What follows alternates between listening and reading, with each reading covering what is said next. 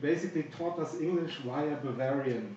Like this Bavarian word is actually exactly like the English one, so we learned via the Bavarian dialect. We learned it. So in Austrian German is more elaborate, let's say. Austrian German is again a different dialect. That And stretches, I guess different ones. Like And I guess there's different dialects. Yeah. It's really the North Germans cannot understand the heavy Austrian dialect, and the Austrians cannot understand the heavy North German dialect. But Bavaria is kind of close, so it's... They are kind of familiar. Where in Austria are you from? Linz. Like it's on the Danube on the way to Vienna. Right. I've been a few times. I have friends in Innsbruck. I love it. It's really... June wants to move to Innsbruck. Yeah, when they're thinking will be this village, and the architecture school is very good, very good architects, and nobody knows them. It's crazy. Very nice. No, I mean in the German-speaking area, it's quite famous. But I mean outside, you know. Yeah, I'm surprised. There are some very good teachers that are very famous in the German-speaking area again. So it attracted like a lot of attention. So. You're on a knife. Should I take this out or do I? The other day I saw a guy sleeping in a chonja with this and like this. Let's wait off and then start. Shall we check YouTube whether somebody is there? There are 8. Comment. Can you? You know. They can live comment or something. Or maybe but there's no way to know how many people are watching. We are streaming the screen here, so I mean we can. But do we know that sound works now? Yeah, so I checked it. Okay. So you're streaming without a camera, that's what you mean? You're streaming without the camera. You're streaming directly from the computer. So or from here? Yeah, I'll show you how it looks like. From the computer's camera. So for this one, but technology, Marc, technology. Yeah, technology, Marc. It's actually from the CCTV. So. Actually, there is no camera. YouTube hacks into every available CCTV. Yeah. So it works like this. There's 2 screens. Right, but then when you start the lecture, I'll change the setting. So there's always a small one and a big one. Yeah. So the screen will be big, and then your face will be smaller. Better. Nothing too better. We're not missing anything. Okay. So but then it doesn't make sense to point at this thing. Right. That was my. Then you have to point with the mouse. And there's a delay also. Yeah, there's some delay. Okay. We could make things happen between this delay, like interferences or something. Shall we wait a little bit more? Did some people apply to come today, or? There were, but not that many because he didn't want to. No, I thought if there was too many people, I will catch something. Yeah. Okay. So we kind of. But you said 10. No? He's already in the age group of. There were 6 or 7. Risky age group. So. And then we kind of cut it. Yeah, I think that's okay. My lecture is kind of long, so when you feel like just cut it and keep me up. I'm gonna walk out. We're just gonna leave. Me too. All right. I'm so sick of this topic actually. So probably we don't have to introduce, right? We can just start. No, introduce. No, Do your work, man. Yeah. Okay, just start. Then let me change the setting. No, but you'll say something. No? I just start like that. Okay. Yeah, I'll say something. Odd, no? All right. All right.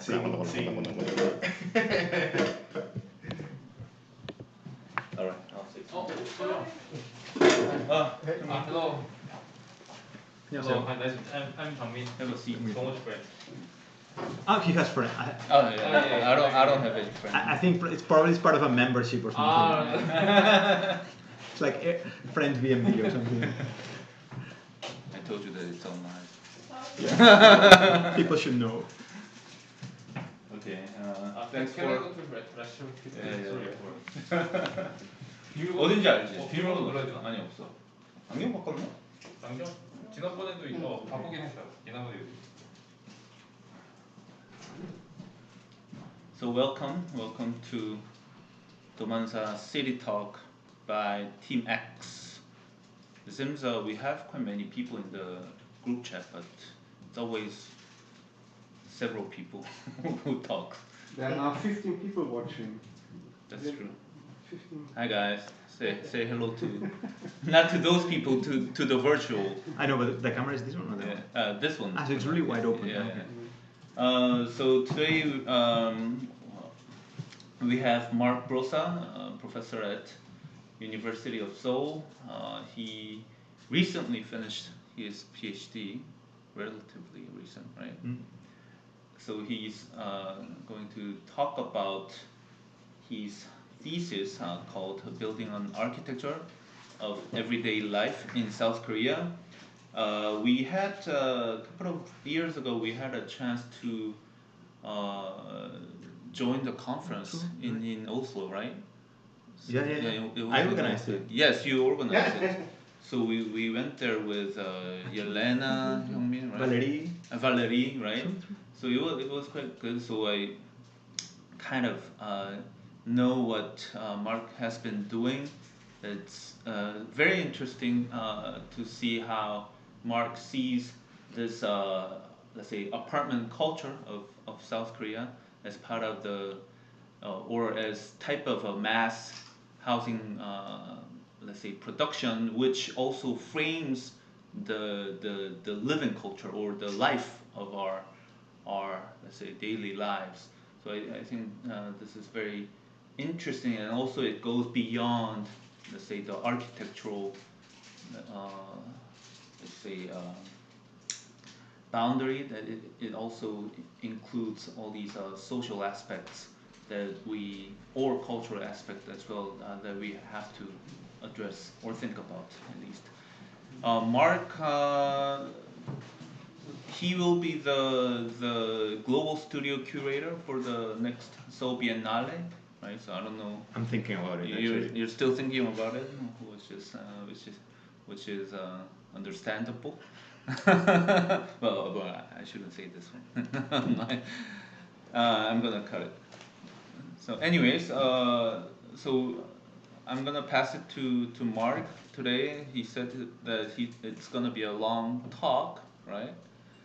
But we will get questions from the floor. But for those of you who are in YouTube live, please leave comments so that we can always give some either feedbacks or the answers to the questions that you have. So please welcome Marc. Thank you.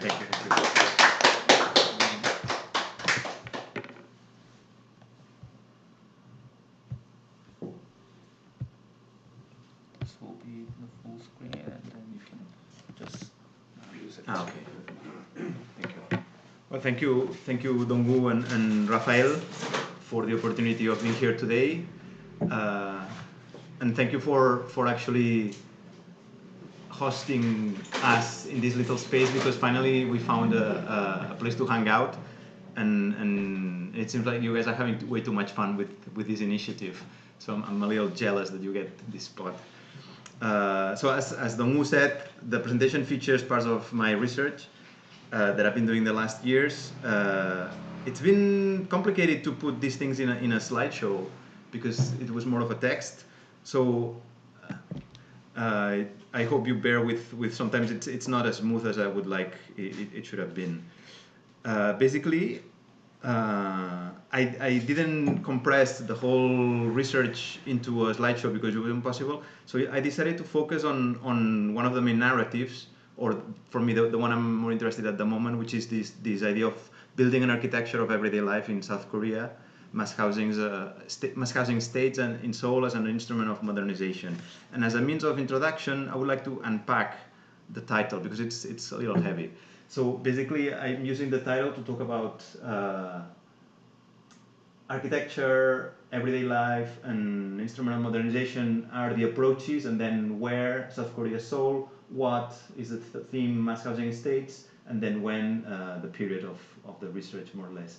And I will unfold these things as we go along. But in terms of the approach, I wanted to focus in architecture because I think mass housing has been largely disregarded as banal by the community of architects, and often criticized from a pseudo-sociological or economic or policy perspective, which actually leaves us outside of it. I wanted to question this assumed banality of the mass housing, and to examine, actually to look at it from an architecture point of view and look at the spatial and organizational logics behind their apparent normality. And then also focusing on the everyday life. I was actually very intrigued when Christian here, you talked about the everyday life in your presentation, and I like my ears went up. Because it's something I'm also very interested in, and I use it from 3 points, from 3 aspects. One would be like the idea of the quotidien, the everyday life. Another one would be borrowing more like the discourse in the 60s of gravitating around the idea of the habitat as a criticism of functional planning or functional urbanism after the war. And then the last maybe notion would be the notion of everyday life from Lefebvre, where he saw everyday life as the body of constructions that were implemented to alienate people by the government, and at the same time as a means to overcome that alienation. So I think the topic of everyday life is very interesting. And then the idea of mass housing as an instrument of modernization, so not as a passive outcome of economic and urbanization processes, but actually as an active means to introduce more like new economic and social structures by the modernizing project of the developmental regime. So my thesis basically is mass housing states in Seoul have been instrumentalized as a powerful means to standardize territorial organization and the production of everyday spaces at different scales by the developmental states project to remake society during the years of fast growth. And this is kind of the urban landscapes we have encountered. This has taken place by adopting planning and architectural concepts, strategies, and formal models from the global diffusion of modern architecture. But these tools have been selected according to their technical and organizational capabilities and stripped from their social or community making ideals. And as a consequence, more than 50% of the population of Seoul lives in mass housing estates, and they are the residential aspiration of the middle class. At the same time, Korean society does not perceive them as an architectural topic, and architects have been largely alienated from their construction. So there's like a gap between the importance they have in society and in the life of people versus how much effort or how much thinking it has been dedicated to them by the discipline. So Apatutanji it's been usually translated as apartment complex, but I like to dwell on the meaning of it because it's a hybrid term that encapsulates this complex process of international diffusion of modern urban architectural concepts and their adaptation to local particularities. Apatu comes from the English apartment house, but it's a contraction. So actually, Apatu is a confusing term because it means both the complex as well as the building and the unit. Everything is Apatu. So it's like it becomes confusing in a sense. And then Tanji is interesting because so we have Apatu from English, and then Tanji, which is a Sino-Korean term, which is composed of 2 ideograms, and one means Tan comes from Chinese sphere, mass, envelope, or limit, and then Chi, which is earth or land. So it's a limited piece of land. That translates very well in Spanish because we usually say apartment, un polígono de vivienda, so a polygon as a limited area bounded, and I think that's interesting. Whereas the legal definition actually is housing estates within a single parcel comprising more than just one building of collective housing, at least 5-story high, and with amenities and facilities according to the number of people living in it. So it has this idea of unitarian piece of land. There's only one owner, built within a like a limited amount of time, and then with facilities. And it's always a very bounded entity, so it's an urban fragment. Why is it important to talk about it? Well, because 50% of the population lives in them, in Seoul, and Seoul is about 10 million people within 600 square kilometers. So according to my poor big data capabilities, in 2013, which is when I developed this, it was about 2,000 apartment complexes, 56,000 apartment buildings, and 1,200,000 housing units, which is a lot. The funny thing though is, I'm from Barcelona myself, if you compare the density of what this gives you compared to the density in Barcelona, it's very similar. So there's always this narrative of, we live in a very small country with a lot of mountains, so there's a limited amount of land, so we have to build high. But then you look at other types of housing morphologies, and it's not true that that's the only way to get it, because you get a lot of wasted empty space around them. So there's a lot of narratives embedded within the argument of apartments, which are not really contrasted.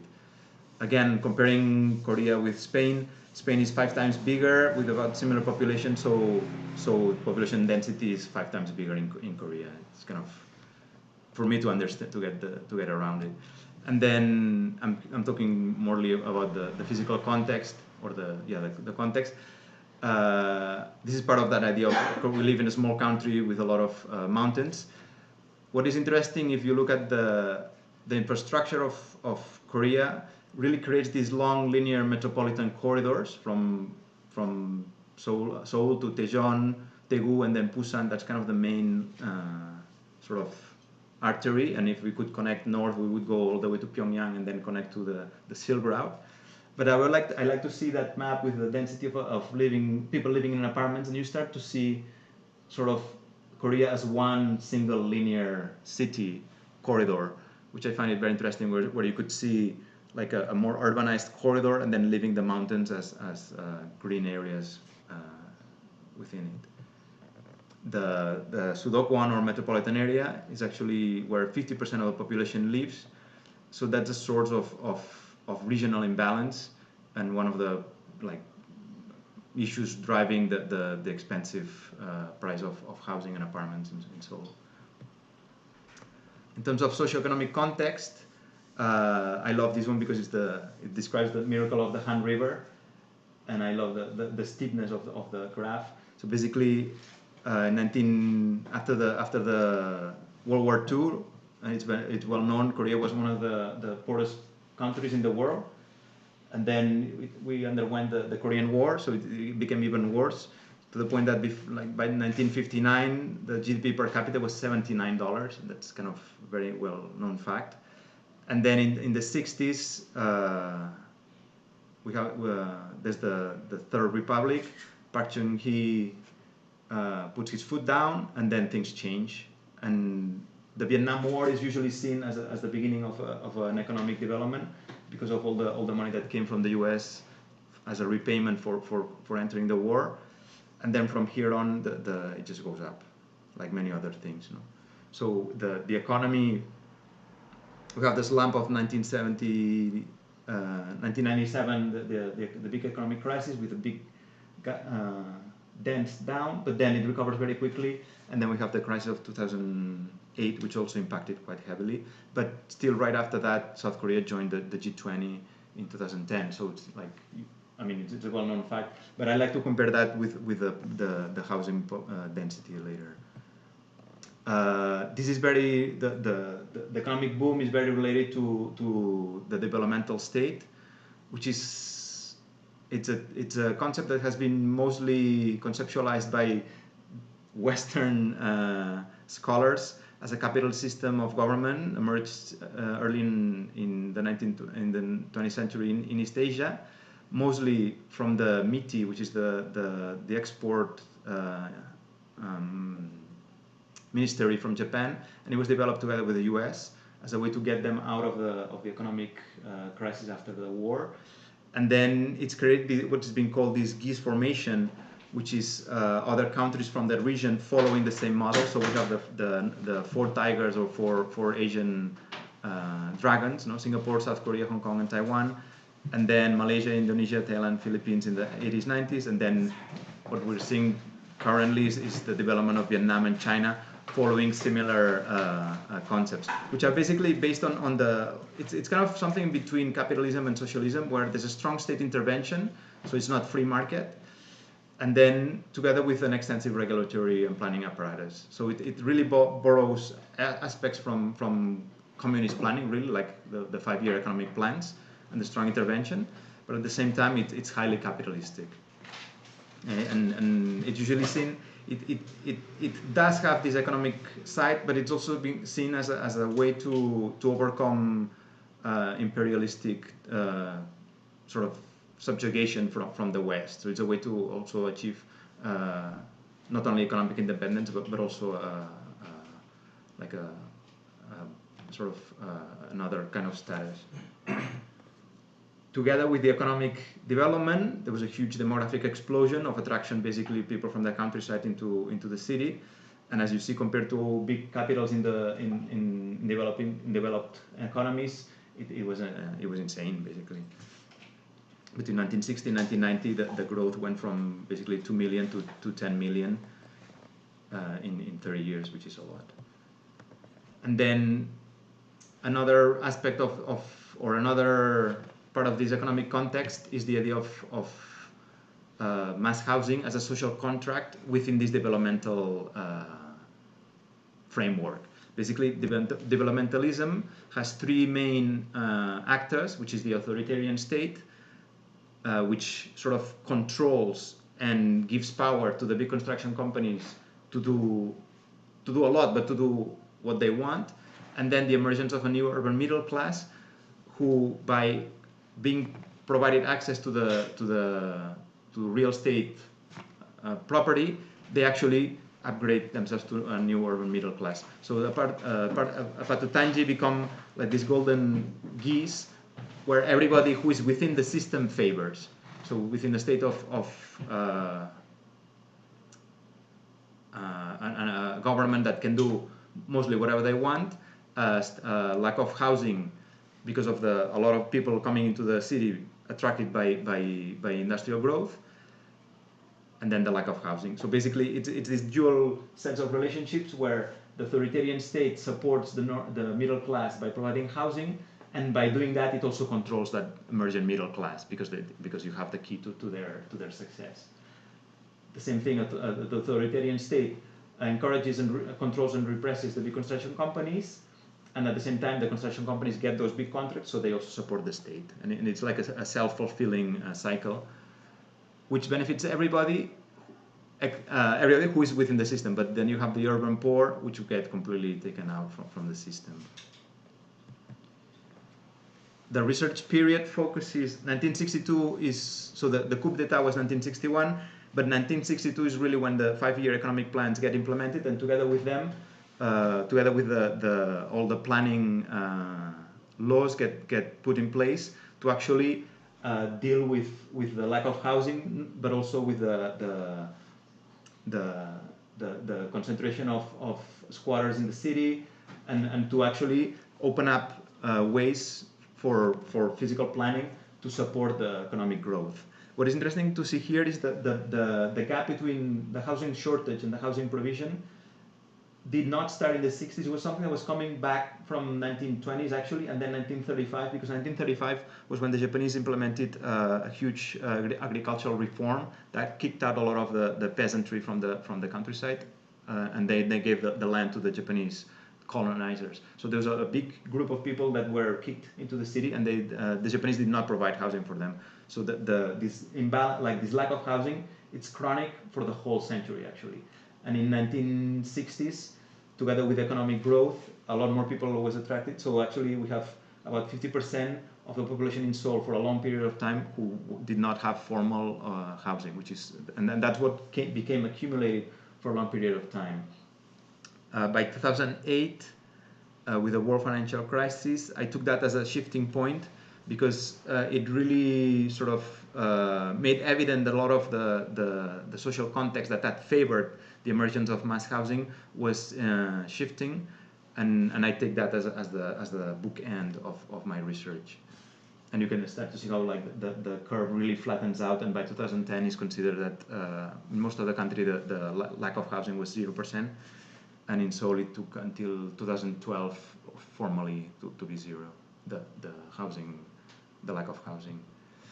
The economic shift I'm talking about refers to a bunch of different indicators, but one of them is the size of households in Korea, and it's basically the emergence of the one or two people household. So as you can see here, in 2015, 27% of the people were single households, and another 26% were two people households. So it's becoming like this atomization of society, which is something that happened already in Japan maybe 10 years ago, but now it's coming to Korea, and it's very quickly. So that brings a lot the emergency of the one room society, and it has changed a lot of living patterns, such as like there's a lot of restaurants where you could not be alone in one table, but now so there's a lot, like even menus have changed because they have to accommodate with this idea of people living alone. That the loss of population, not only like the prediction of population decrease in Seoul, but also the growth rate is also, I mean, it's been below zero for a long time, but it's not going to get better. And finally, the aging of society. So by right now it's about 15%, but it's calculated that by 2060 we'll reach 50% of the population will be super aged. So that's those are scary predictions, and they're coming very quick. So there's huge changes going on in society, where the model of the apartment as the house for the family with two children doesn't work anymore, and they're really not flexible enough to be adapted. So that model doesn't really work, and that's why I'm taking 2008 as the moment where all these social indicators came into place. So then I wanted to focus on okay, so what do I want to get out of this? Why am I looking at this?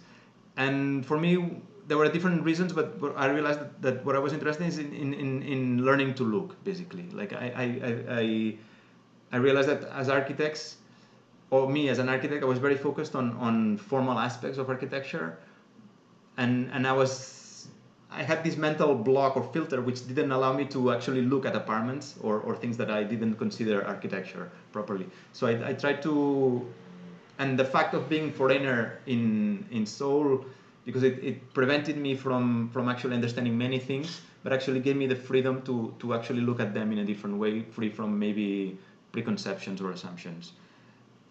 So then I like this quote from John Habraken, which says, "Our subject then is not architecture, but the built environment, and it is innately familiar." So it's so familiar that we actually forget about it. So anew we observe what always has been with us, not to discover, much less to invent, but to recognize, and that's part of the argument of the everyday. And with that, there was also a methodological goal, which is to propose and test a methodology to describe, interpret, and criticize the built environment at different scales.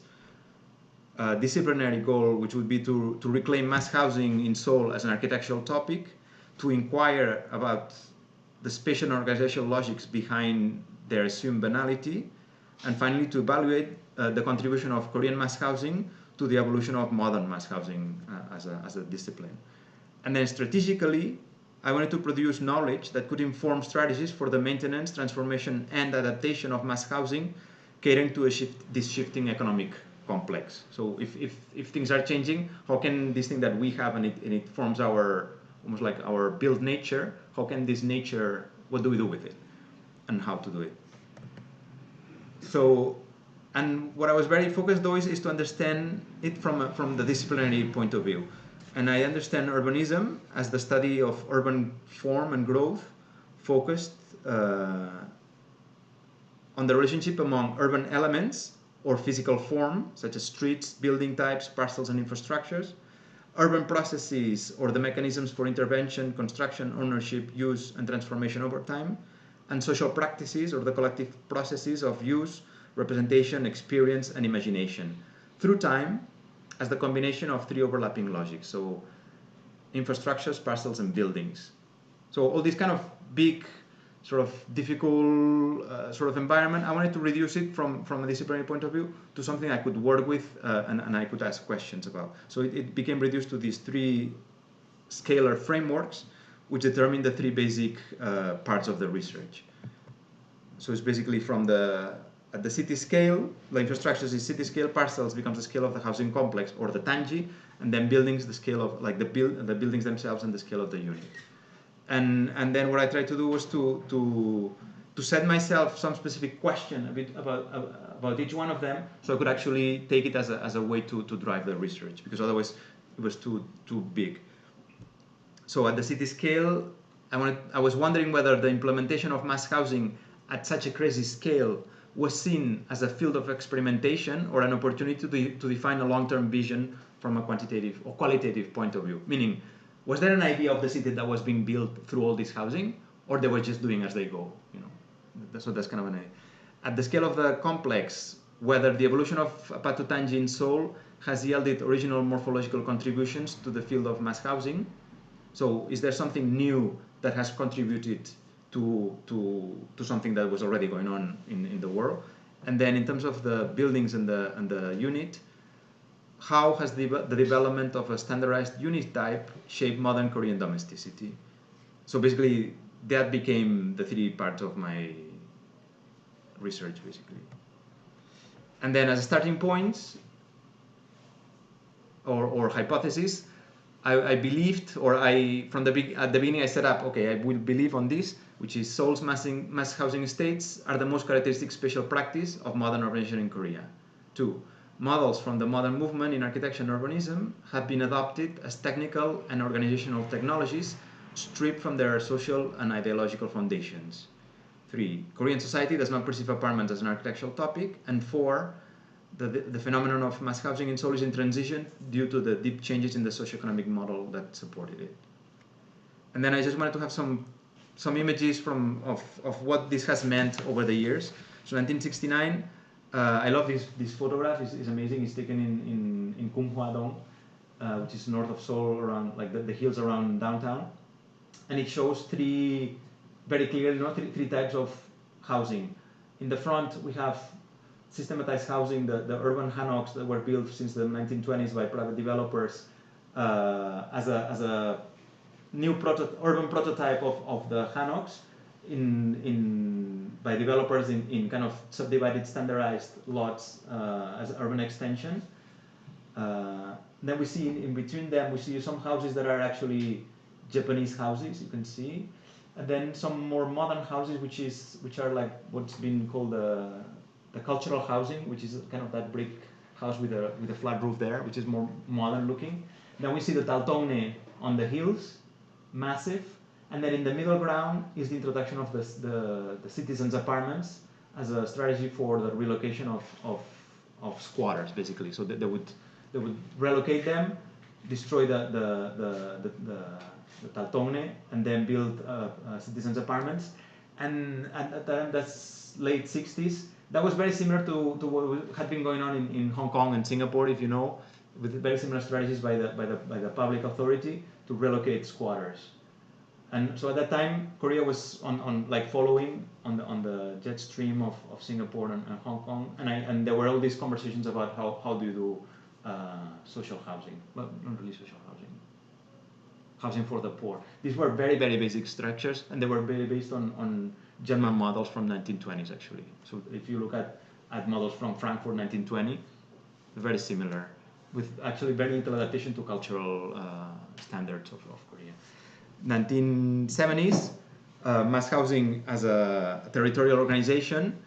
If the first were experiments, and they failed because there were very bad construction methods. They were built very cheaply, and then there was this disaster of the Wawa Patu in 1969 actually. There were the building collapsed. One of the buildings collapsed a few months after being built in the morning, and it killed quite a few people and injured many. And that was the end of the public housing policies of the government. The mayor Kim Hyun-ok he had to step out, and instead of fixing the policies, they just vanished. And that's a very important point in the development of mass housing, because From there, mass housing was not targeted anymore to the urban poor, but it was shifted to the middle class, and that's very different from what happened in Singapore or Hong Kong, and even Japan. So that in that sense, that's something very unique of Korea, the way it was targeted to the growing middle class. These were the apartments in Bampo, colonization of the shores of the river, and massive, really massive.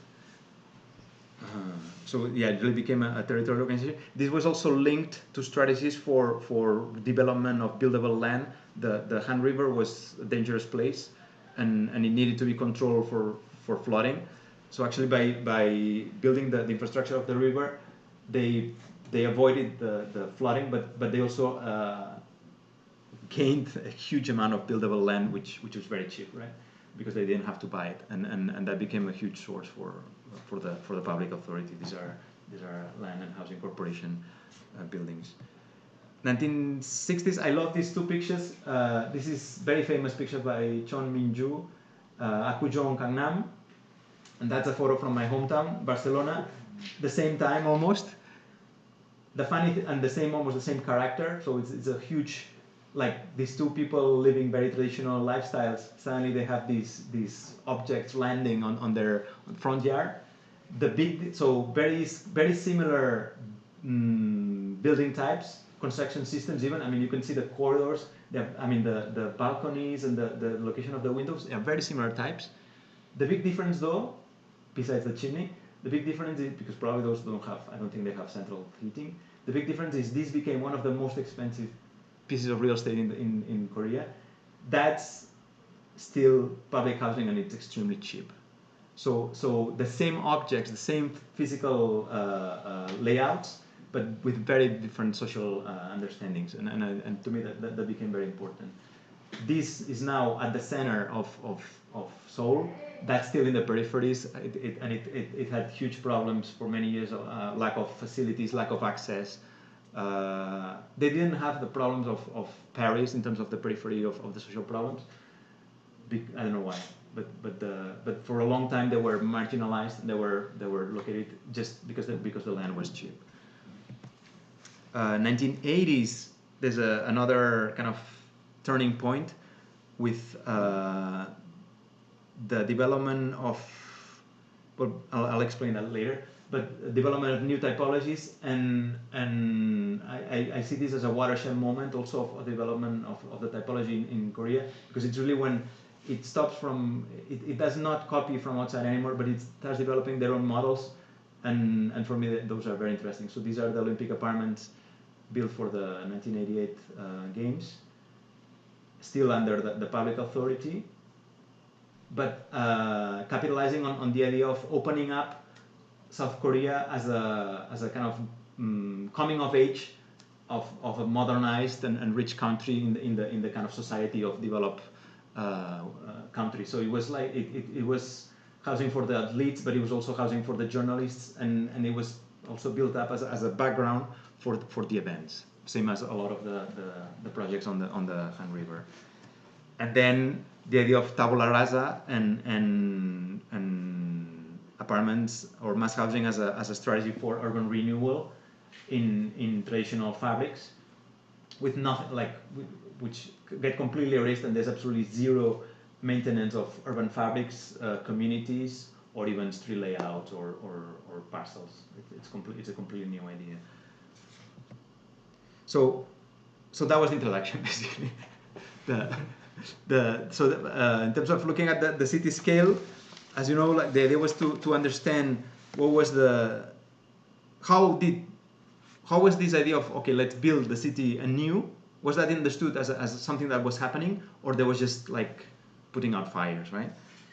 And the way I approached this was through understanding, like trying to set up an idea of phasing, understanding, mapping the location of the apartments to see what were the logics of location, and then understanding how the different plans that had been drawn up for the city, how did they incorporate mass housing in those plans. So one would be more like the ideological, okay, how did people think of mass housing in the plans, but then how it actually became implemented. In terms of phasing, I divided the period of study from 1962 to 2008 in 4 large phases, which I called first phase of provision of minimums, second one and then some experiments with mass housing, generalization of mass housing, and then a transition to the private sector right after those the watershed of the Olympic apartments, and then after 1990 population decline in municipal Seoul because people moved to the satellite cities, and then after 97, after the crisis, an economic deregulation. That so the different years of 1972, 86, and 97 correspond mostly to economic moments or policy or construction of mass housing. For example, in 1962, there's all these laws that were implemented to kind of jumpstart the kind of the construction of a physical infrastructure that would allow for economic recovery. 1972 as the end of the second cycle of economic cycle, where there's a new Seoul master plan, and then they start to, based on the experiments from the first 10 years, they start to develop laws that actually call for, that they're driven only for the production of mass housing, and especially the housing promotion law and the provisional law for the development of special housing districts of 1972 really spearheaded the construction of mass housing. In 86, there was this big project of the construction of 5 million housing units of mass housing all over Korea that ended at that point, and that's also the beginning of the democratic kind of transition, basically. And then 97, the crisis really hit the developmental model. It's the end of the 5-year cycles, intervention of IMF, and then liberalization of the price of apartments, and then a new type of morphology of new types of apartments come up, Tower Palace, for example, so which are very different, and they're catered to very different types of people. And then finally, the 2008 economic crisis also shift like as an indicator of changes. So what I did here was to take each one of the phases and through GIS map out the construction of apartment complexes where they would be, and then to try to identify logics in relationship to the urban infrastructure that was built at the time and with topography. So for the first phase, what we encounter, very few apartments, and the ones that we find are the citizens' apartments built on the hillsides around the downtown to relocate squatters. But then we start to see a line of growth towards the river, along basically the train lines, and then a little bit of colonization of spots on along the river as part of the huge project of actually construction of the river. For me, the Han River is really a construct, because before it used to be a lot more meandering and much more like it would flood a much bigger area, and in order to gain to make it safer, but also to gain buildable land, Yoido was built as an island, and then we have the Icheondong, which became test beds also, not only for apartments, but also for new urban grids that would start to colonize, and that would be the precedent then for Gangnam and for Jamsil. The second phase, 1970s and 80s, we start to see the explosion of those logics I was telling you about. In blue are the areas of the river where the waterfront became reconstructed. You see how, I like how Jamsil didn't even exist, and then so actually the lake of Jamsil is actually that second branch of the river that was down there, and that's still like a dangerous area to build. That's why the Lotte Tower had so many issues with foundations, because it's actually on a sandy bed. And then colonization of the river front eastwards. We see, for example, beyond the river, we start to see the construction of new towns, of Mokdong, for example, and then we also start to see things happening in the north, and then scattered growth of already urban reconstruction in the center. And then there's the appearance of, there are some there are there's a diffuse logic also, which depends on the beginning of the joint redevelopment projects, through which the city would allow private owners together with construction companies to actually propose development of their own housing, and then those would not be part of any larger plan. 1980s, 90s, more towards the privatization of the sector, we start to see all the growth of Nowon Dong, the completion of Mokdong, and then Gayang and Sanhua to the west, and then a lot of infill, and then the scattered logic of the joint redevelopment projects. Interestingly enough, since the 90s, like the spread is really large. It shows how after 97 the privatization. So at this point, Land and Housing Corporation has very little impact, and it's mostly private development. So they target a lot of older, either older apartments, because it's been already 20 years of the first ones, or 30 years. So that's when by law you could renew them, but also the buildable land has been fulfilled, and now it's more like urban regeneration. And then you start to see also regeneration of older apartments, like the ones in Jamshil, which get renewed. So it's more scattered logics. At the beginning, we saw how things follow certain plans, certain logics, but then more and more with privatization, those logics become very diffuse. And then a second part would be looking at the role of mass housing in the different plans for the city. We see, for example, the new Seoul plan, which is something I really love, this iconic design, which was never meant to be built, but in that the role of mass housing was really a symbolic figure, where the not the middle class, but actually the ruling class would live in mass housing. In the Seoul city plan of 1966, they wouldn't even think about mass housing yet. In the Han River Development Plan, which was designed by Kim Soo-gun's office, it was basically like mass housing, which are all these little white buildings, were meant to be mass housing. He was very based or he was very influenced by the Tokyo plan by Kenzo Tange. And then mass housing was also kind of a symbolic, because it was not figured out how it would actually operate. The plan for Gangnam did not include mass housing from the beginning, so it was something that was added much later, surprisingly. The Citizens Apartment Project, I love this photo, because these are the Naksan apartments in what is that area? What is the Changchingdong. So this Changchingdong, these apartments used to be there. And then the Oido plan as part of the Han River project. So the mass housing in almost every plan, as the time goes, mass housing has a different role. Sometimes it's housing for the poor people. Sometimes it's some symbolic new plans for the new city. In this Jamshil New Town, actually, it included originally a lot of low rise, and then mass housing was only for certain areas, and then it changed over time. The Yeongdong district plan for Gangnam did not include housing originally, mass housing. Mokdong New Town, and then we start to see from the joint redevelopment projects, JR, mass housing starts to become like the default at that point. And that was due, there's a very interesting point.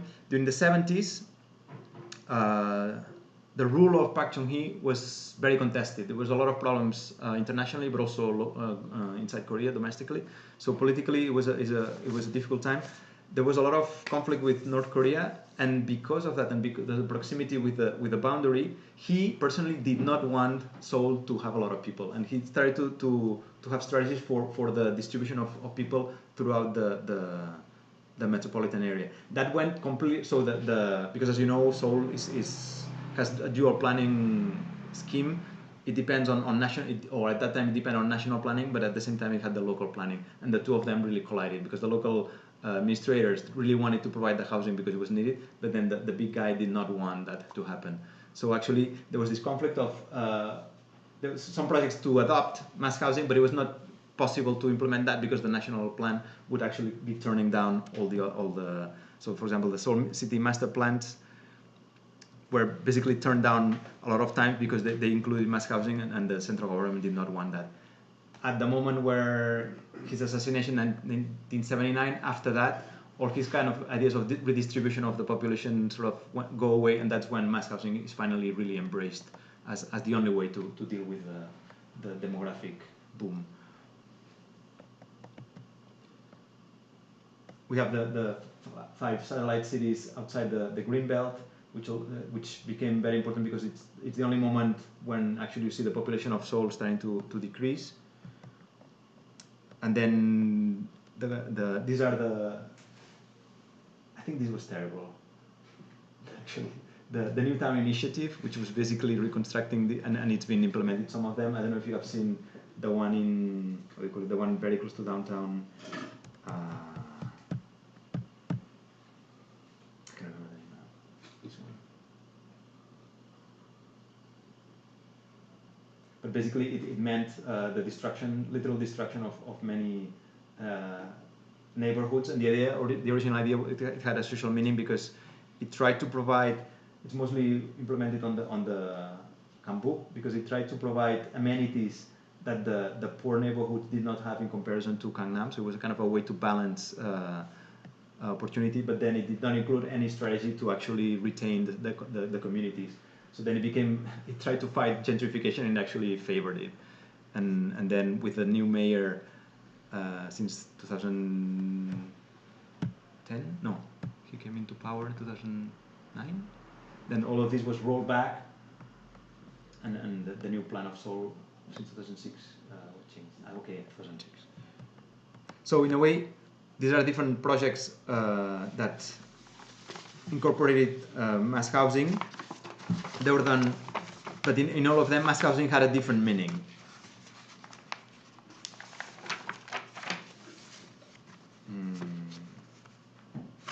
So as a conclusion, in a way, the adoption of mass housing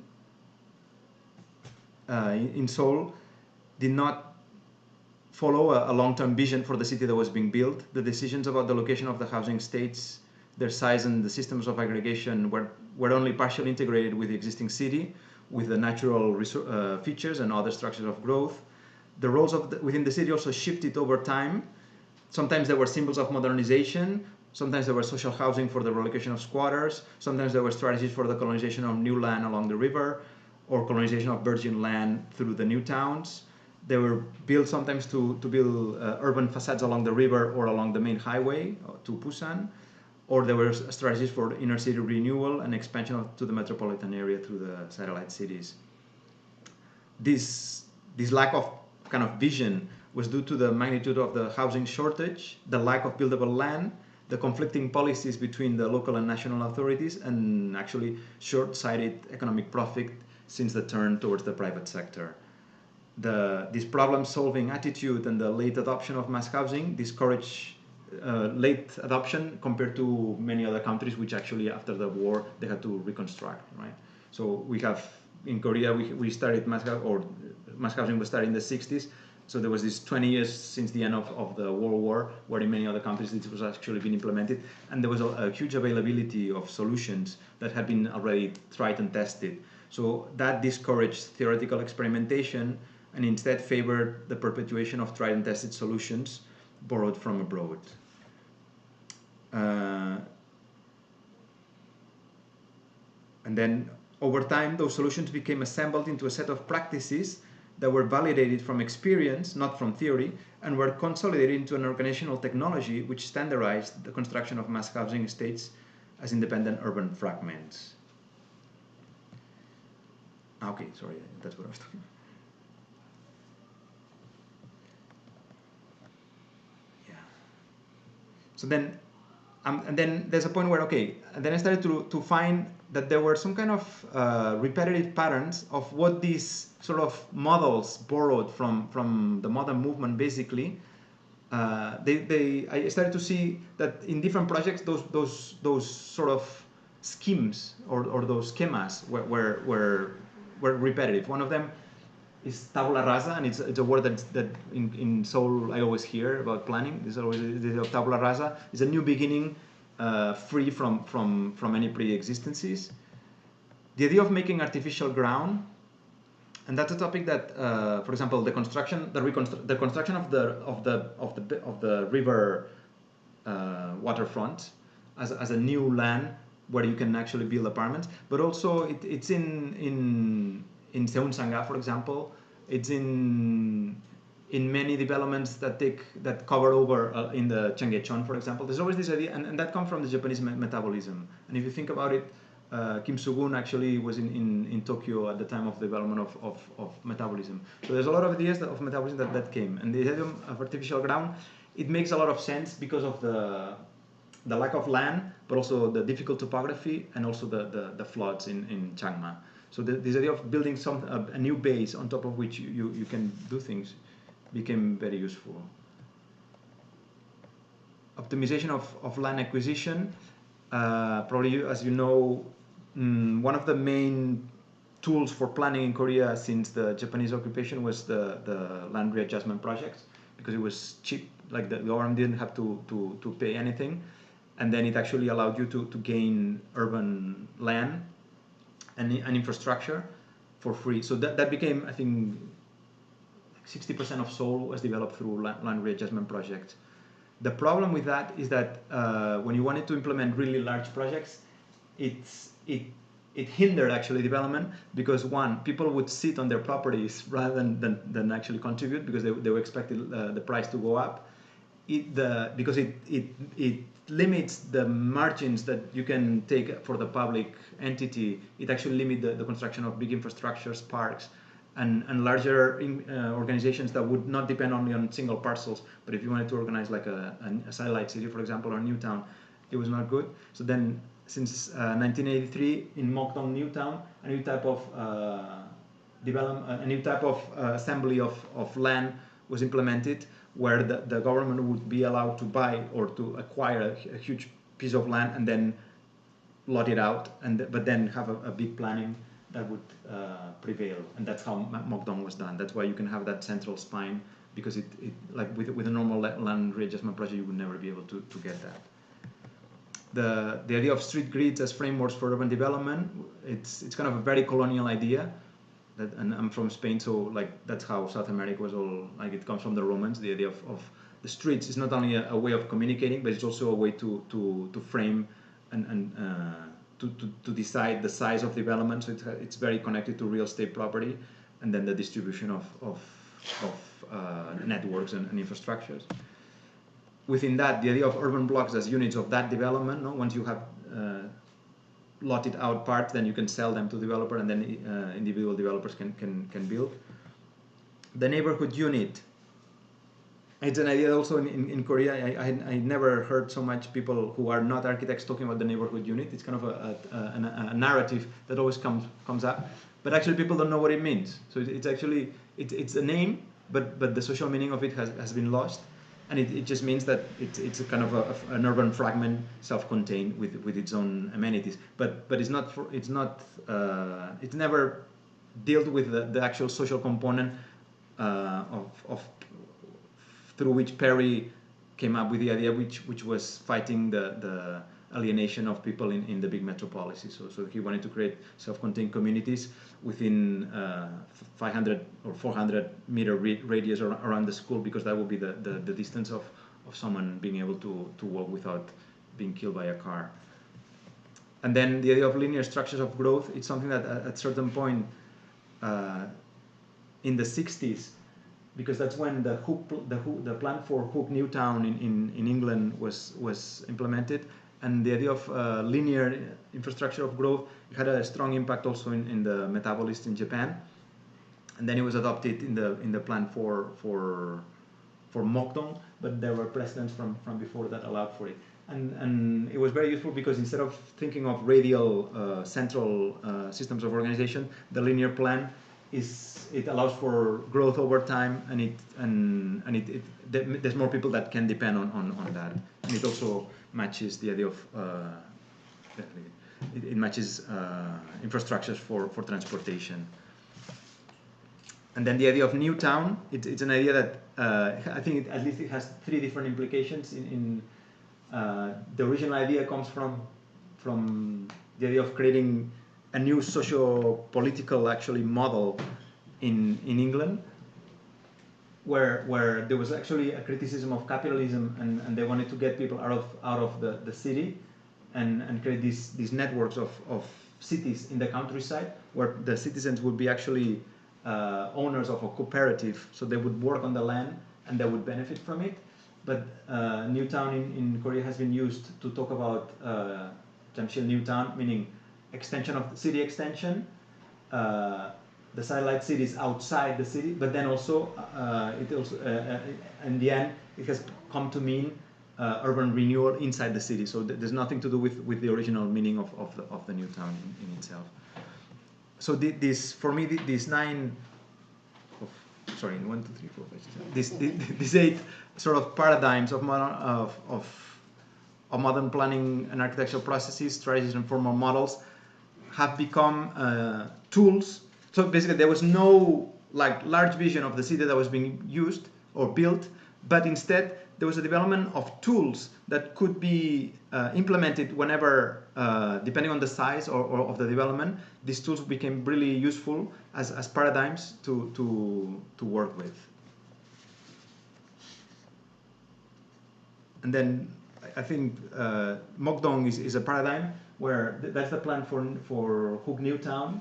It was based on, instead of having radial growth, it was based on the central spine of services with pedestrian linkages that would connect to your neighborhood units, and then with a ring road of vehicular traffic from the backside. And this model has, I mean, it was never built, but the model was very influential. And I think the planning, the book that came out from that has been one of the most influential planning books ever bought. The linear structure in Mokdong, which is actually then being copied and repeated a lot in the satellite cities. In like if you think of Pundang, it's exactly the repetition like that at a much larger scale. And then if you look at the other ones, it's a model that became very successful. And then from the paradigms that were implemented in Mokdong, we find first tabula rasa. Mokdong used to be an agricultural community, and there were a lot of squatters. The main reason for Mokdong to be developed was because it was very close to the old airport, and they assumed that they were already when they were planning the Olympics, they knew that when people would, like the foreigners, would be flying in, and they would see the squatter settlement. So one of the ideas was, okay, let's eradicate all of that. Let's reconstruct the edge of the river so we could actually gain buildable land. So tabula rasa, the land reclamation along the building a new land, housing site development to acquire the whole site, and then have an overall arching scheme that then different parts would fit in. The idea of neighborhood units, and then in here they even went farther. Neighborhood units were organized also not only as a singular neighborhood unit, but they had different scales, so belonging to different services in each scale, and then a linear development along a central spine, which could virtually actually extend on both ends and kind of continue. So it's been a model that then after that it became successfully implemented in many other places. I'm skipping. I'm sorry because I know it's very late, so I'm kind of skipping things. The scale of the housing complex. The main idea was to understand whether the evolution of Patutang Seoul yielded original morphological contributions, and to do that, what I did was I selected this was done through comparison of case studies. So the idea was, okay, which case studies do you select and what do you compare among them? Put them in a timeline and compare what it gives. What I came up with, there were 2 ideas. One in the choice of case studies. One was that they had to sort of evenly provide examples throughout the whole timeline. So they had to cover the whole span of the research. And second, each one of them had to be each one of them had to be or provide an innovation that would then be relevant from then on. So there are 12 of them. There were more, but then they were dropped on the way. And so these are the case studies, and then the other question is, okay, so what do you, well, so you know them, Mapo Apartments, Hangang Apartments, Yoido Shibum, Bampo, Jamshil Itanji, Akujong, Jamshil Otanji, Asian Athletics, Olympic, Mapo Samsung, which is actually the renovation of the first Mapo, as an idea of urban renewal, Samsung Tower Palace, and then the Jamshil Itanji renovation, also to show the renovation of apartments themselves. And then in terms of the topics I would be looking at, one was the planning background, or within which type of larger urban plan it was part of, and what were the natural resources. And here you see the land filling of the river in order to create Apujong. What was their internal organization? How were buildings grouped together? Usage of open space. How was open space understood or defined and defined? Circulation networks, commercial facilities, residential building types, boundaries, and then the sort of statistics of land use. And these 12 topics then became, each one of them became a timeline, which I'm gonna skip for you guys. But basically, for me, the main conclusions was that there are 3 distinct periods in the evolution of the design of Apatu Tanji in Seoul. An initial phase was characterized by the adoption of Zeilenbau site planning. I don't know if I pronounced correctly, but you look at designs for Frankfurt and Germany in the 20s and 30s, and they were exactly like that. Also with the same the chimney and the same amount of floors, exactly all the same, because there was not even an elevator. So it's basically a configuration based on parallel rows of residential buildings developed in Germany during the second half of the 20s. By the end of the 70s, after 20 years of using them, they became exhausted because they couldn't cope for the necessary residential density.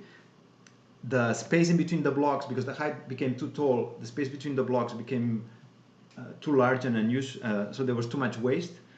The residential space became very monotonous due to the large size of the slides. We have in Akujong, no, in Jamshil Otanji, the slabs are 110 meters long, and they're like 15-story high. So you can imagine, that's that diagram of the height according to the space in between, and the distances are so big that it's really like the density doesn't increase anymore. It kind of starts to go down.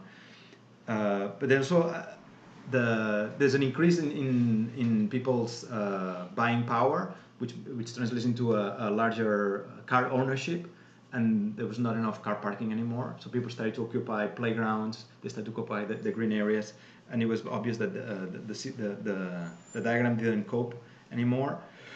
There was the different strategies for planning they were not coordinated. So you had buildings on one side, but you had circulations on the other side. There was not really differentiation of pedestrian paths versus vehicular paths, and more than that, there was a change of people's lifestyles, basically, also having to do with modernization and with increase of economic power. And one of the main things that changed was the demand for leisure spaces, so all of these consolidated in the 80s due to 2 main occasions. One was the occasion of the 2 international events of the 1986 Asian Athletic Games and the Summer Olympics of '88.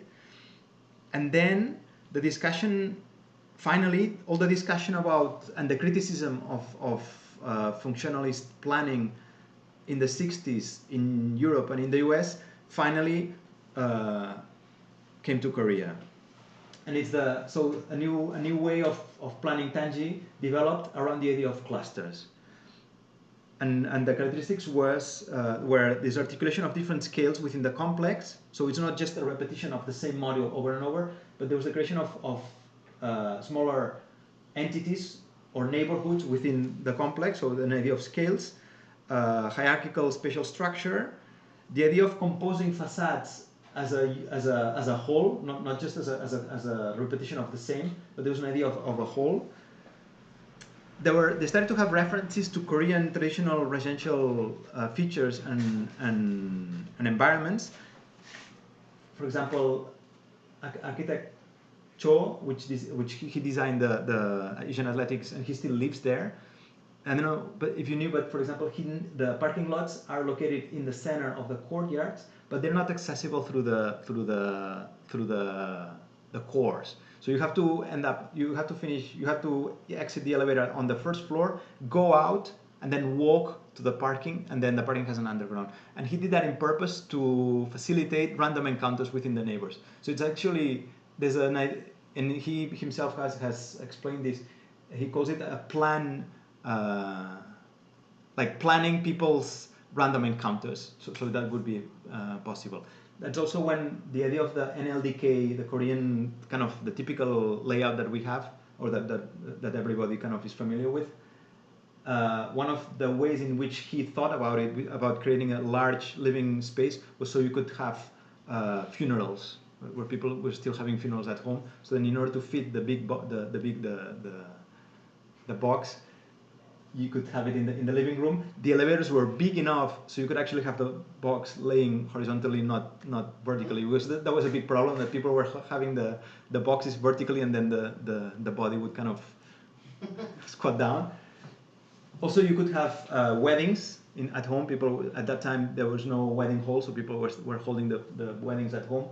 And then there's this idea that I think in traditional Korean weddings, people used to bring the bride would come with a big box full of all the goodies. So then to carry the box in the corridors were wide enough, so actually you could have that in the apartment. There's also the idea of the, if you think about it, the sloping profile. It serves like lighting purposes, natural light to all the units, but also I mean, if you think about it, it's a loss of FAR, and it's hard to build. No developer would want to do this now, but it was done to recreate the hillsides of around downtown Seoul. So there's all these kind of it's like really for me a watershed of the design. There was a diversity of circulations and open spaces, and the incorporation of previous natural features. The hierarchy of circulations.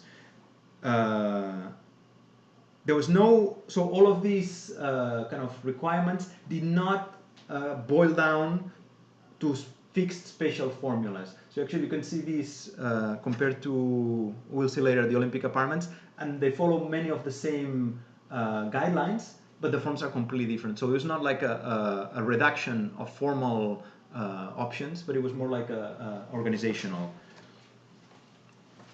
And then all of the elements of planning were sort of cohesive. So building, circulations, landscape, and parking, and even the location of the civic center and the commercial spaces were integrated into one cohesive design. That came together also with the idea of authorship. In here, there was the public housing authorities would provide this. It was done not by architects, but by more like financiers and bureaucrats. In here, both the Asian Athletics and the Olympics were designed through design competitions, and there was one architect who signed and was responsible for the project, and that really also made a difference. At the end of the 80s, though, three factors interrupted the development of site planning based on clusters. One was a new type of urban renewal policy, the joint redevelopment processes, which, as I explained, basically means that private owners and private construction companies, together with approval of the government, were allowed to create their own redevelopment projects. So it was driven by private profit, shift to private development, and then the need to increase residential density to address the housing shortage, but also to increase economic profit. But together with all of that, there was no specific design solutions developed to cope with this increase of density. Private developers simply borrowed the spatial formulas developed during the previous decade, stripped them from their community building aspirations, and maximized them to cater to the housing and financial demand. And that's what we see at the end, where if you overlook it, it kind of looks like it's clusters, but then the way it works is not really like clusters. So basically they just took some of the shapes developed until then, and then they just kind of went with them. So if you look at in this case, for example, small things is all the cores from here. You access your core from the cluster where you are from. In those, some of the buildings enter from one side and some others from the other side. So it doesn't really correspond to a social idea. It's more like organizational, basically. So cluster layouts lost their social agenda, but were adopted as practical, technical, formal, and organizational solutions because since the planned provision of common facilities, open space, and parking did contribute to a better residential environment. I mean, that was still better than this, right? And then with the liberalization of prices after the 1997 crisis, new morphologies and building types were developed, such as the Samsung Tower as a paradigm of that shift. So basically, they adopted more like the global housing prototypes that are kind of found all over anywhere in the world. And then, yeah, that's basically what I explained. In here, there were the timelines of the different topics. I'm just gonna go through them. But basically, what I did was, diagramming them in order to come up with the conclusions I came up with. The idea of clusters, use of open space, the way open space becomes more complex in the variety, but also in the way it is defined as parts of sequences. At the beginning, there were no sequences, there was no thinking. Open space was basically spaces that were carved out from the mass of housing, and then whereas towards the end, open space becomes like the buildings actually shape open space, and there's a clear idea of sequences of open space, especially in the two watershed moments of the Asian apartments and the Olympic apartments. The circulations, the commercial facilities I find interesting because there's an evolution from the Mapo apartments in 1962. They used the basement for shopping in order to cater and provide for the community. When they started to build along the Han River, it was far from the city, so they had to provide more commercial facilities, but they were still using the first floors of the buildings, the first, and then little by little you see the development of the Sangha typology as a freestanding building, more like a core and shell building where you provide services and access, and then it's basically a free plan that people just rent out and lotify, and then you build up your own. The Asian athletics and the Olympic, the Sangha is not a Sangha anymore, but it's understood as a civic center, which is the center of the athletic games and the Olympics. So it works as a background, institutional background, and it's something that you would see when when they were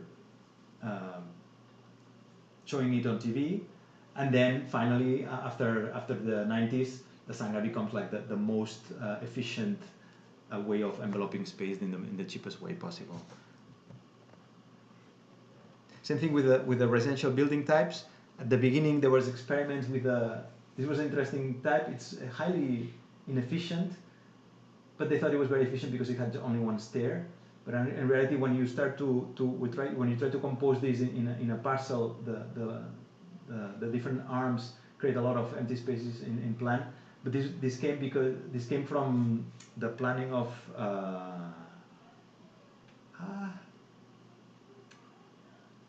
in San Luis. There's a very famous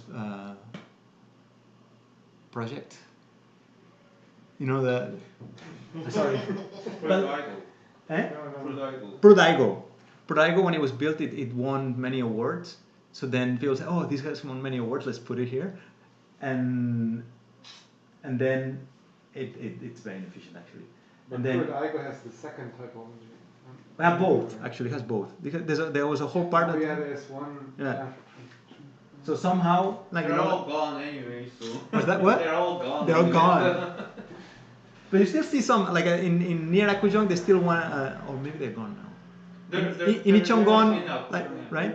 They're not too tall, but they're still there. But if you look at the landscape, it's very inefficient because it creates a lot of corners. Then there's one in Pyongyang as well. Really? So see that it became like this kind of global typology that people started to copy.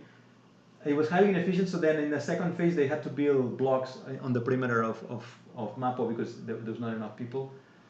As you know, the corridor type became very common, and it kind of reproduced some of the ideas of the Kolmogil, and people had a community, and then finally we just have the core, which allows for a lot more flexibility in the organization of the slabs. The idea of boundary, the Tanji has embedded in it the idea of boundary, and at the beginning there were just very little fences. I love the idea of how actually Mapo Apartments was built on a Japanese colonial prison. So the idea of like this idea of creating something modern and as a showcase for modernity, but actually the wall was the wall of the prison, and people were very isolated from the community in Mapo. And then how over time with the sophistication of landscape features, the boundary became more embedded into this thicker layering of landscape features. And then what we see from the data from basically the land use stats was there's of course an crazy increase of areas for parking, to the point that I think it was this one, the Hangang mentioned apartments almost have 50% of areas dedicated to either roads or parking, which was kind of crazy. And then at one point, also in the Asian Athletics Village apartments, it was too much. It was really crazy. And then that's when they start to build up underground, of course. And that's where we are now, where actually the whole site is thought of as a one building, where you kind of carve up the whole site, build 2 or 3 stories of parking underneath, and then the towers in the parking, on top of it.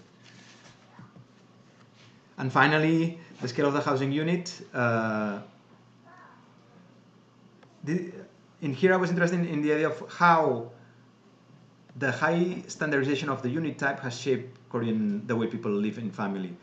And what I did with this one is a little bit different from the previous ones, because what I did was to understand the idea of home as a dialectic tension in between the standardization of domestic space versus the appropriation of domestic space by the users. So there's always this conflict between who, like home as a tool for change towards the formation of a new modern society by the government, like let's provide these people with a way to live that is modern. So it's a way to civilize people, to urbanize people, and to modernize people, or versus home as a guarantor of cultural traditions and protection of private life and family life.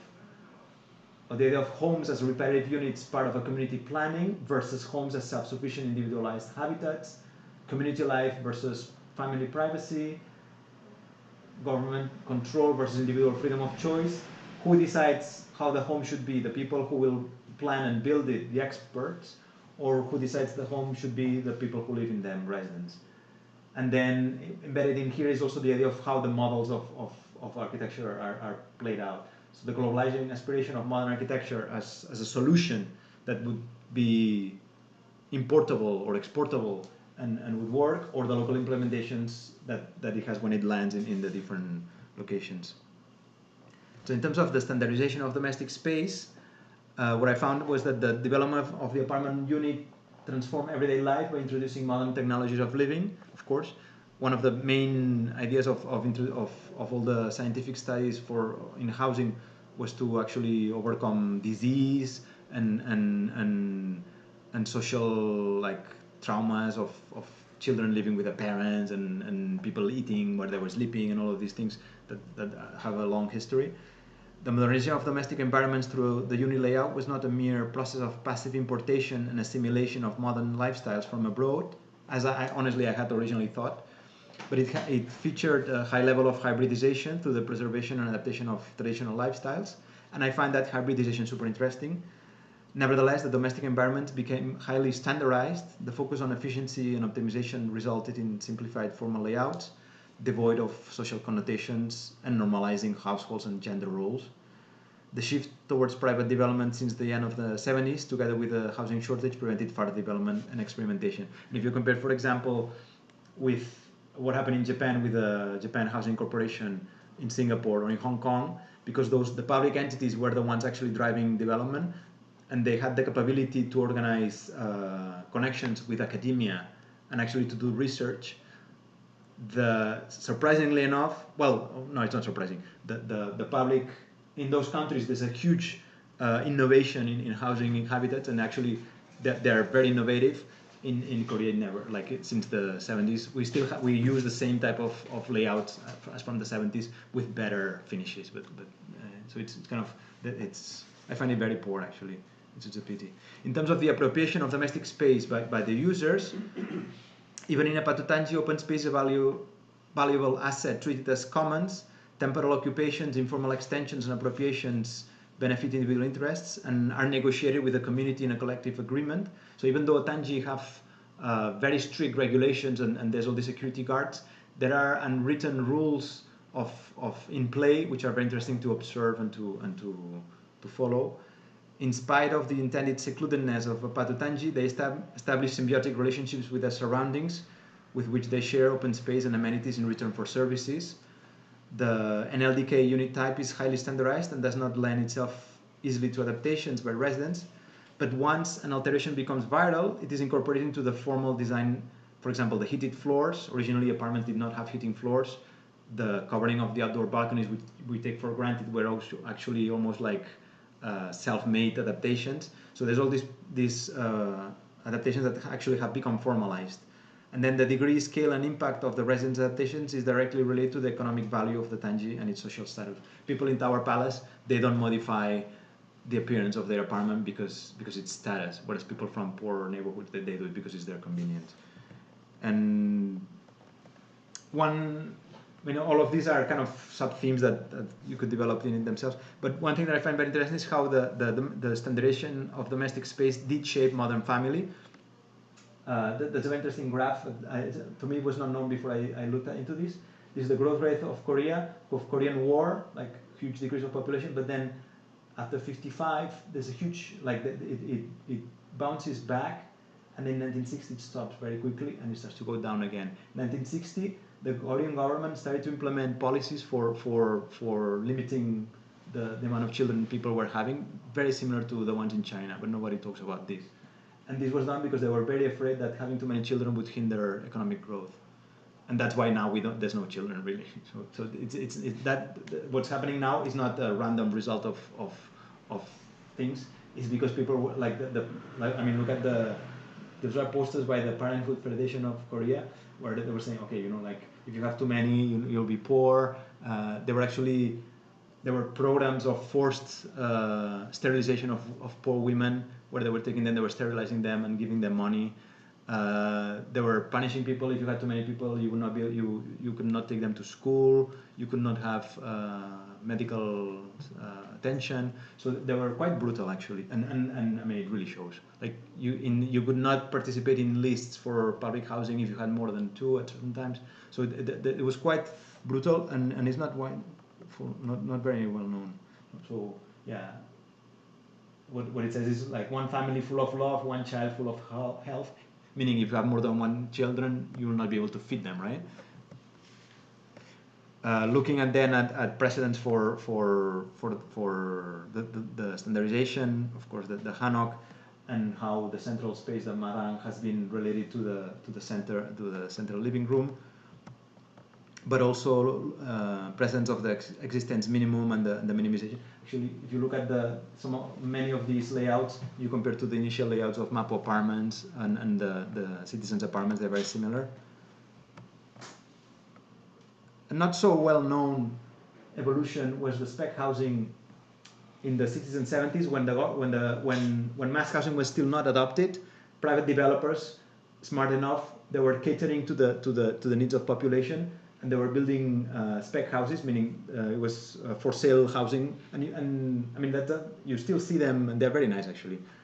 And they were built according to, they were so-called cultural housing because they took shapes of, some of them look like French houses, some of them look like German houses, and there was this, even though they don't, right?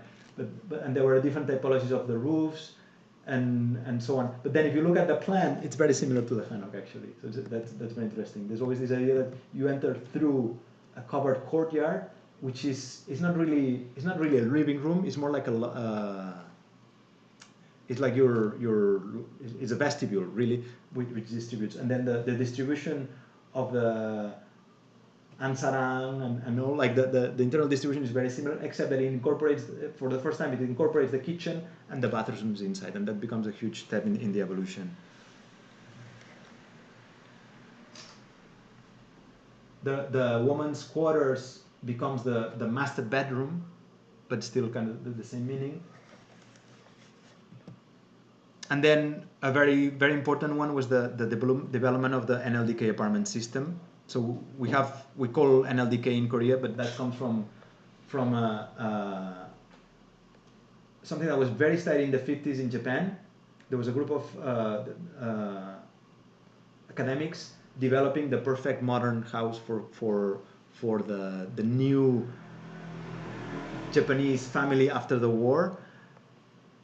And they were very based on Japanese became very kind of ashamed of how Westerners would see them when well, something that I know for me as an architect, I was always amazed about the flexibility of Asian kind of distributions. But for the Japanese, the fact that you were almost sleeping and eating and sleeping in the same place, it became kind of something shameful.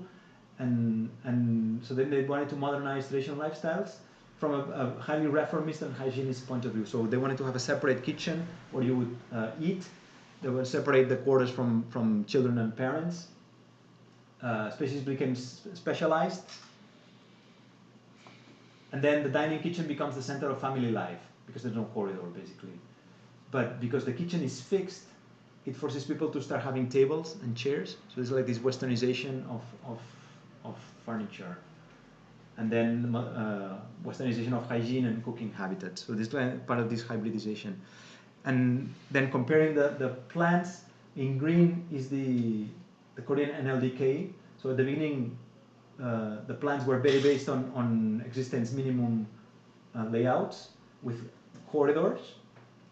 And I find it interesting actually, like the development of an LDK system in Korea is actually the death of the corridor. So the corridor, which was like an evolution that in Europe it took a long time to develop the corridor as a paradigm of privacy and how you would have, you know, the servants not interfering with the owners. So the corridor becomes like this magnific tool. Actually, in Korea, was the corridor is skilled, and there were some points where you have like hybrids where there's NLDK but there's still corridor, and over time the corridor gets killed, which it really implies. I mean, I'm saying killed in a sarcastic way, but I actually find it very interesting because it's not just a blind acceptation of models from abroad, but it actually, because in the West, for example, this boundary between the public areas of the house and the private areas, like the day and night, for us is very clear, and we kind of take it for granted. In Korea, that disappears the moment you start to have rooms on the other side, and that's very common, right? So it really describes a different understanding of privacy, actually. And I find that very interesting because we kind of take it for granted, but when you start looking at the evolution of things, it does have a long history. So that's that. And then some traits of the NLDK is the... You're very familiar with it. Photographed by author. Is it your... No, well, some are friends, some are... It's okay.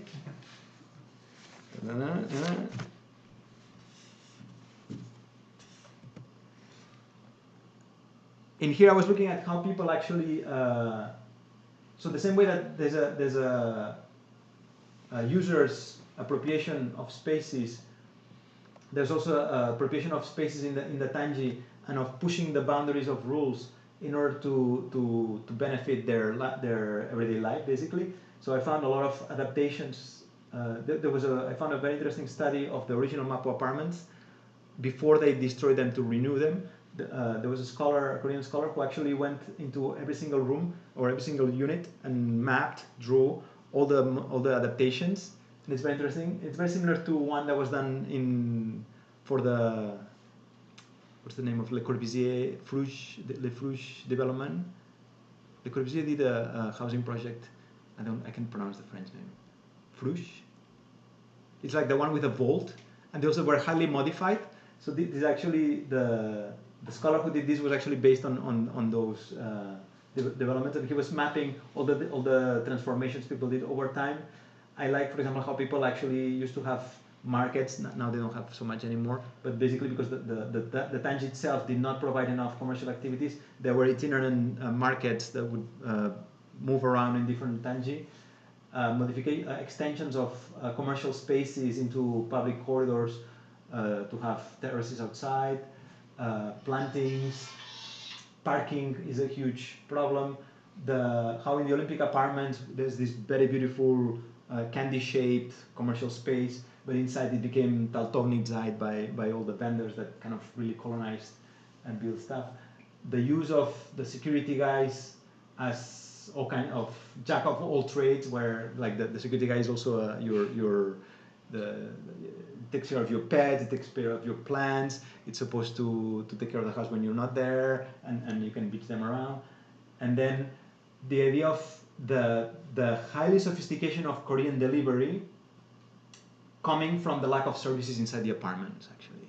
Because when in the Hangang apartments, which were the first ones that were actually built outside the city, the people started to realize that in order to get clients, you had to move to them. So it's like if Mahoma doesn't come to the mountain would move to Mahoma, and those were for free actually. So that's why a lot of the delivery is still free, because of that idea. And then the same way that you move goods into the Tangi, you also move people out. So then you have the delivery of students, and you have like to go to church, and so there's all this kind of system of mobilities that overcome the limitations of the system.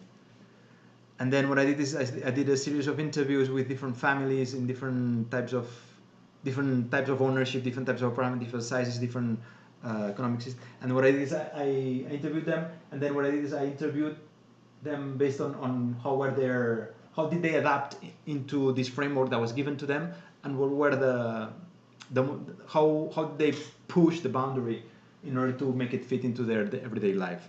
And what I did is I drew the interviews, basically. This was like a mapping of the different, so there were more, but here three samples, and different ages, different types of ownership, areas, floors, and so on. So just to provide a variety of different cases. And then this one is in the new Mapo apartments, and then different ideas. And I drew it as a cartoon, so it would be more funny or more interesting. This one was funny because they had a grandmother living with them, so the grandmother was the one still living or sleeping in a more traditional way, but all of the other ones became very westernized. Okay, I'm going to read this and I'm going to finish. So mass housing states in Seoul have become a special organizational protocols which standardize the built environment at different scales. They are both an engine and an outcome of the period of economic growth. The construction of mass housing did not follow a unified urban vision. The main features have been a focus on techniques rather than theory, detachment of spatial references from their social background, standardization of planning through geographic spatial formulas, and fragmentation and privatization of the city into housing enclaves.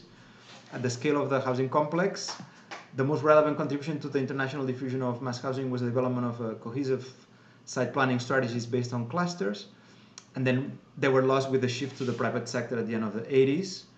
Those models were stripped from their social and theoretical agendas and pressed into service as efficient spatial and organizational solutions. The development of a standardized unit layout under the stewardship of the developmental administration hybridized modern foreign models with traditional lifestyles, especially in terms of the use of corridors for privacy, furniture, and posture. And the hegemony of private development prevented the further evolution of the unit layout, favoring instead uniformity and neutrality. And then where do we go from here? So I believe Seoul mass housing states have accomplished their mission to provide housing the most efficient way within a context of demographic boom, lack of buildable land, and shortage of public funding. The global financial crisis of 2008 made evident that the economic growth was slowing down. The housing shortage had finally been overcome, and household composition and population trends are changing radically. These symptoms point to a new stage in the modernization process and to a shift of urban paradigm. And that's kind of what I believe. So the research findings lay the foundation for this new urban paradigm in regards to mass housing.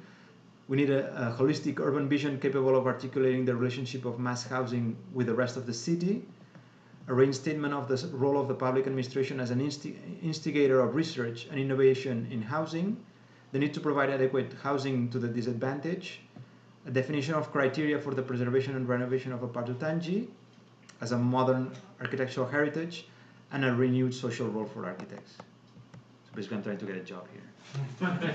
Good luck.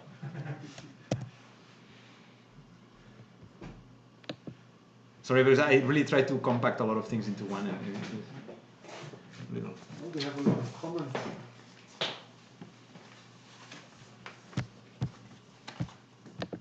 Oh no, we have to end.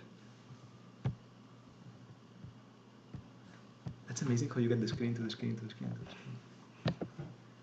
Somebody write about Kuchu in condom machine. I think maybe you can just see what you have.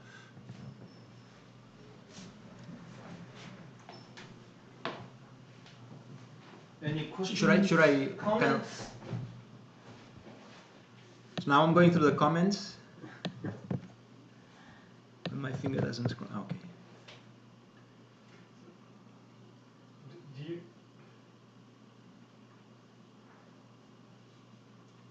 Better. Do you want a question? Ask us questions. Yeah, because I thought like you stop at 2008, and the thing is, after 2008, everything changed. Like society changed, and the way wealth is organized is changing, and you can see it. Like there's an acceleration, right? So, like for instance, there's one thing that I missed it. Like now you see these really huge apartments for super rich, there's like 3 new ones in Gangnam. Yeah. Right? And they are gigantic, and inside the it's like a Baekpyeong or something. It's gigantic. Also so like that's one trend that I didn't see. Yeah. Because I think it's post 2008 is like splintering of like new stuff like the super rich apartment Baekpyeong mega apartments, right? But is there like some I don't have that. I've seen that one, and there's other stuff that's happening. Is like, honestly, do you have a some kind of mapping conclusion of post 2008? Because I think it's even more interesting in a way that it's like it's changed direction, right? Yeah, for totally. so many reasons that you mentioned. So what do you see? Actually, I haven't really looked into that because one is I had to limit at some point, and the other one is because I thought I didn't have enough distance or enough kind of way to compare or to conclude. But what I can say is that's kind of it's happening everywhere. Like all the major cities in the world, all the big metropolitan places are seeing that kind of mushrooming of super large money that gets poured into these places. I think Korea probably is still a little different because we don't get people from Saudi Arabia coming to dump the money, or Russians like it happens in England. I don't think you can do that here. So it's more like local money. But I don't think people are. I think it's more still an investment. It's not like a place to live. I think, but I don't know. Like I did interview, the Chelitus in Icheondong. Those 3 towers connected with the bridges. And I did an amazing interview because one of the ladies living there works for an American broadcasting company. And she actually had some role in the management of how they developed it. And it was amazing because that basically when you redevelop a Tangi, by law, if you increase the number of units of people living, there's a percentage that has to go for not public housing, but it has some social meaning, means that you would get people who are not from your social status there. But of course, the only way to gain some benefit from that is to increase the number of units so you actually can sell them and repay the development. The people living in that old apartment Tangi decided they did not want anybody else to live with them, so they redeveloped the whole Tangi, paying for themselves. So they didn't get any benefit. You know what I mean? Like we decided to renovate. We will move out of our house for 3 years, and we will pay the construction. So you'll lose your house. You'll pay for the construction, and you will not accept any kind of benefit just because you don't want anybody else. Incentives from the city. Not only incentives, but you will not have new people adding money to you either. So it's and she said, we're crazy. So it was an amazing interview, and they put like the interiors are by Louis Vuitton, and there's a swimming pool. So that I think this idea of fancification becomes. So I've seen like the Beckham apartment was like with an separate apartment, like included an apartment for servants. So now you have apartments, we have a little apartment. a servant's house, right? Like so, it's gigantic. It's 300 square meters, right? So, and then also you have LH. So LH now is making these gigantic stuffs. Right. So I think since 1997. So those things before 97 was not possible, because the sizes were limited and stuff. So 97 is the beginning of that, and that's when you get Tower Palace. So like Tower Palace is kind of the icon of this kind of super rich. Mm-hmm. And I think after 2008, with the polarization of rich and poor, then it becomes even more, I think. But I don't know, I guess I'm more interested in the everyday life, and for me these things are not, like they're so far away from everyday life for me that it's kind of too far. And also, for example, I did an interview, one of the interviews I did was in Tower Palace, and that was not that big actually. And they were very defensive about questioning, like I asked how much was, and they would not answer. How much per month do you spend? They would not answer. I couldn't put pictures of them, I couldn't put the name, so they were like highly protective and very self-aware of their status. So it was, taking pictures in the complex, forget it. So I couldn't do anything, So all the pictures I did were from neighbor, and I took a picture only from the balcony without showing them, without showing their interior, because they didn't want anybody to even be able to identify. So it becomes this very secretive thing. So I kind of gave up actually trying to do that because I knew it was very hard. Yul was watching the first hour because now she had to go to the next thing, and she wrote, "Wow, this is really intense research," and she can understand why you grow bored of it, so to say, after a time. And I find it fascinating. I understand why I drew the line in 2008, because at the very beginning we showed a graph how Korean society now changes, and it was designed for the Korean middle class, for this couple with the 2 children, basically, and so since 2008 we actually have a completely different situation. I think so. Like how actually also Europe. We were in 2000. We were in Frankfurt, and in 2000, 50% of the Frankfurt households were just single households. Already. 50%, yeah.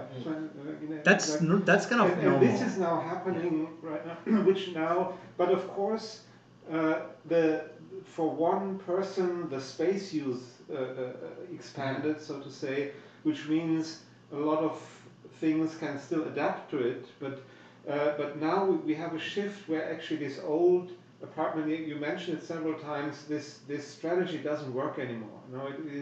It looks to the wrong market, and the standardization doesn't work anymore. Now we have a much more complex social structure, and the aging comes in now that actually these apartments are highly underdeveloped for the problems of elderly people and so on. But when you now look into the future, or from your research, do you see that Korea now adapts to these problems, or that they now develop something else? Because there comes the other line, that the people who want redevelopment, who still believe in this market of apartments to get a better economic life, they still so believe in it. So which means now actually 2008 something actually stopped, but the society drags it on, which now they build. They're still building.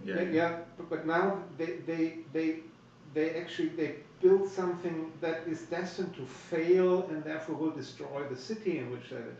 Until now, the apartment improved the city in that sense, now something is built that will in the long run actually hinder the city. You know this thing, what you say, I've heard that in 2005 or something. Yeah, Like, this critique is since 2000. No, what I mean is when you say, it's already, somebody would say this like, oh, peak housing, or like, it's like, and it's still going on. Like, there's less and less, like, the apartment price never stopped to grow. Like, there was like crisis and stuff. Like, peak housing is always tomorrow, right? So what I mean is it never stops. Like, that critique already is old, like it's already 20 years old. Did you find any reaction to this critique? This critique is very old, but at one point the society or the development or Seoul has to react to it. And I know Seoul Housing built some small unit apartment for singles, and so there are certain tests with it, but there's not yet something that so you found nothing in that sense that the society. I mean, I think that because the economy depends so much on it, that if this fails, I think Korea fails. You know, like there's so many people who depend on this thing to work. It's like Volkswagen Dieselgate. Okay, to fail, so to say. So I think the government is putting something, because if it fails, like the whole economy will go down. So there's it's like an artificial. Recently, I participated to a competition, the LH. Yeah. It's SH. They're doing like plenty of competition. The one that I went for was Gangil, and it was like more than 500 apartments in three. Like I had 3 towers, but yeah, like I think 3 towers was standard. And so and you can see them now mushrooming everywhere. Yeah. I honestly thought after 2008, I like thought it would like a couple of apartments or like one people. And don't you see instead of the typology changing, that the user is the one that's changing? Like I see a lot of the single user grouping together to rent a big apartment. So it'll be 3 single people renting a 3-bedroom apartment rather than a family of 2. So the typology didn't change, but. Right. I haven't seen it. Or what thing is like now 2 people live in a place where 5 people used to live.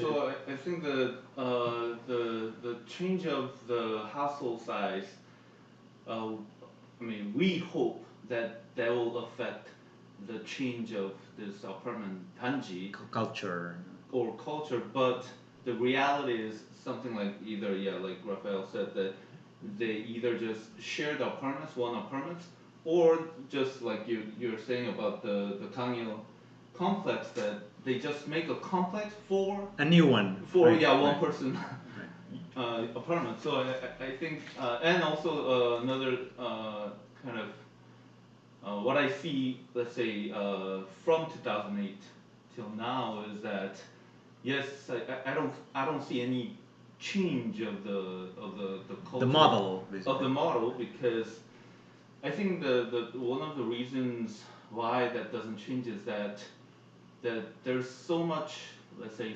successful examples in Gangnam model, so they rather redevelop the obsolete 단지 to a new one, so that the newer middle class can move in. So all these middle class, they have a dream to move into those areas. I think the crucial part though is that you also mentioned the Noan area, that, for example, it's humongous. Far north, those apartments. Or Gwacheon. Something like that. That we know that they don't have that much locational value or advantages.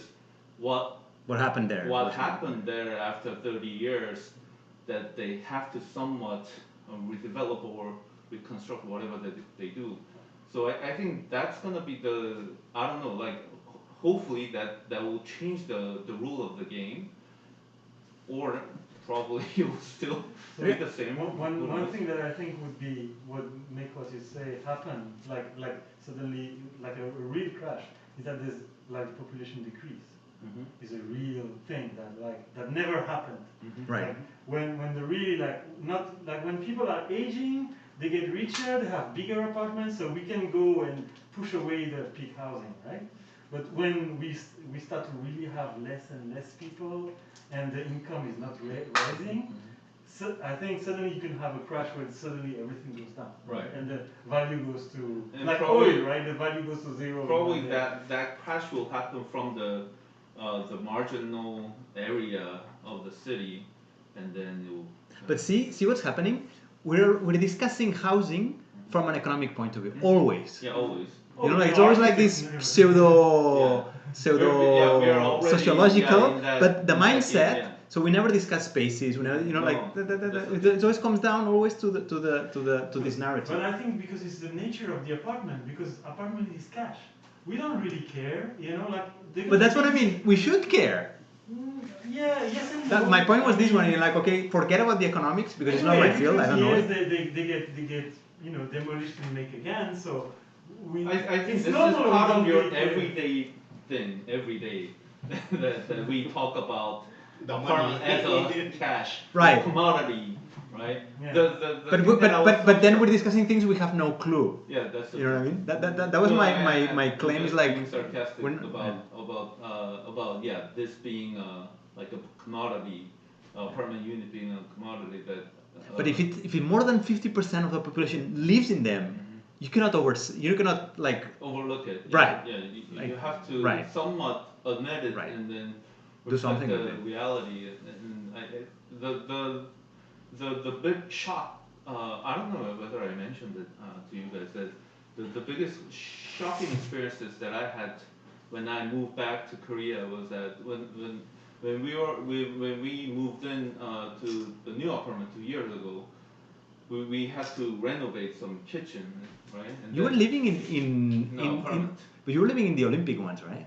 Yeah, that one was my wife's grandparents. They're amazing, Yes, right? Yeah, They're it's amazing. It has anyway, so when I went to Hansen, like a kitchen for renovation, right, he just asked me, so, okay, where do you live? What's your unit building?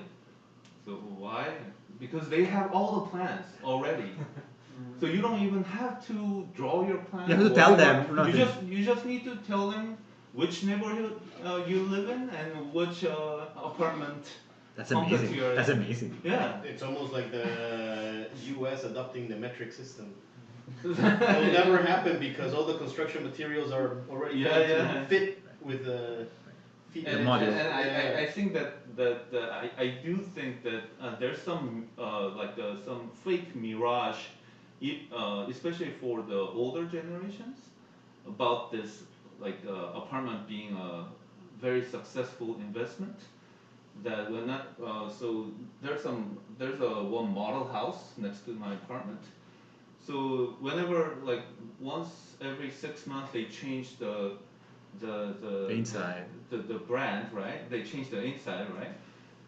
Whenever there's a new apartment brand coming in, I see old people 7 years old. For the opening. I mean, they're the ones who always come in and then try to see what's there and then try to buy them. It's not like my generation. So it's so funny that my generation doesn't even because we don't have the money, right? But still, the older generation they still have some investment money left or whatever. I don't know, but they're the ones who invest on all those, let's say, fake apartments, who you don't even know whether they're gonna be rented out after all, right? But they go in 5 minutes.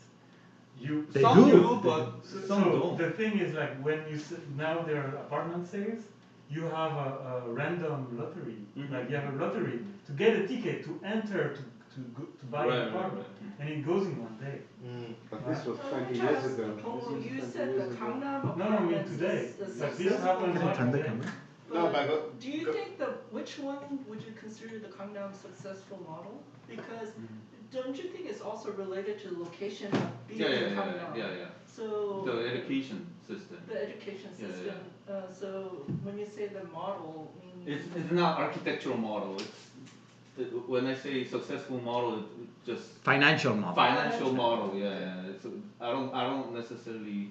We never talk about architectural. We don't talk about architecture here, but yeah. So I think that's why. The camera is what was it? The camera is Helio City. one in Songpa. Yeah, that also became super expensive or successful sales because of the location. Even though it's for 5,000 inhabitants, which is almost it's insane number in 2020. But I visited a recent one that is in. My God, it was far. Like further away than Jamshid. Like Jamshid, and then beyond is like a block of. Maybe that's Helio City. Maybe. Yeah. It's a huge. With like Y shapes, infinite, right? And some park, and it's actually quite nice. Yeah. I mean, So when you don't see a car, right. you know, like it has like architectural things that I think if you don't look at the colors or anything, I think it's pretty ugly. Like, but socially, I would understand people go there. It's gigantic. You feel protected. You're car, safe. You don't see a car. You leave your kids out there. Yes, there's like protection everywhere. So you have like a small lake with the frogs and stuff.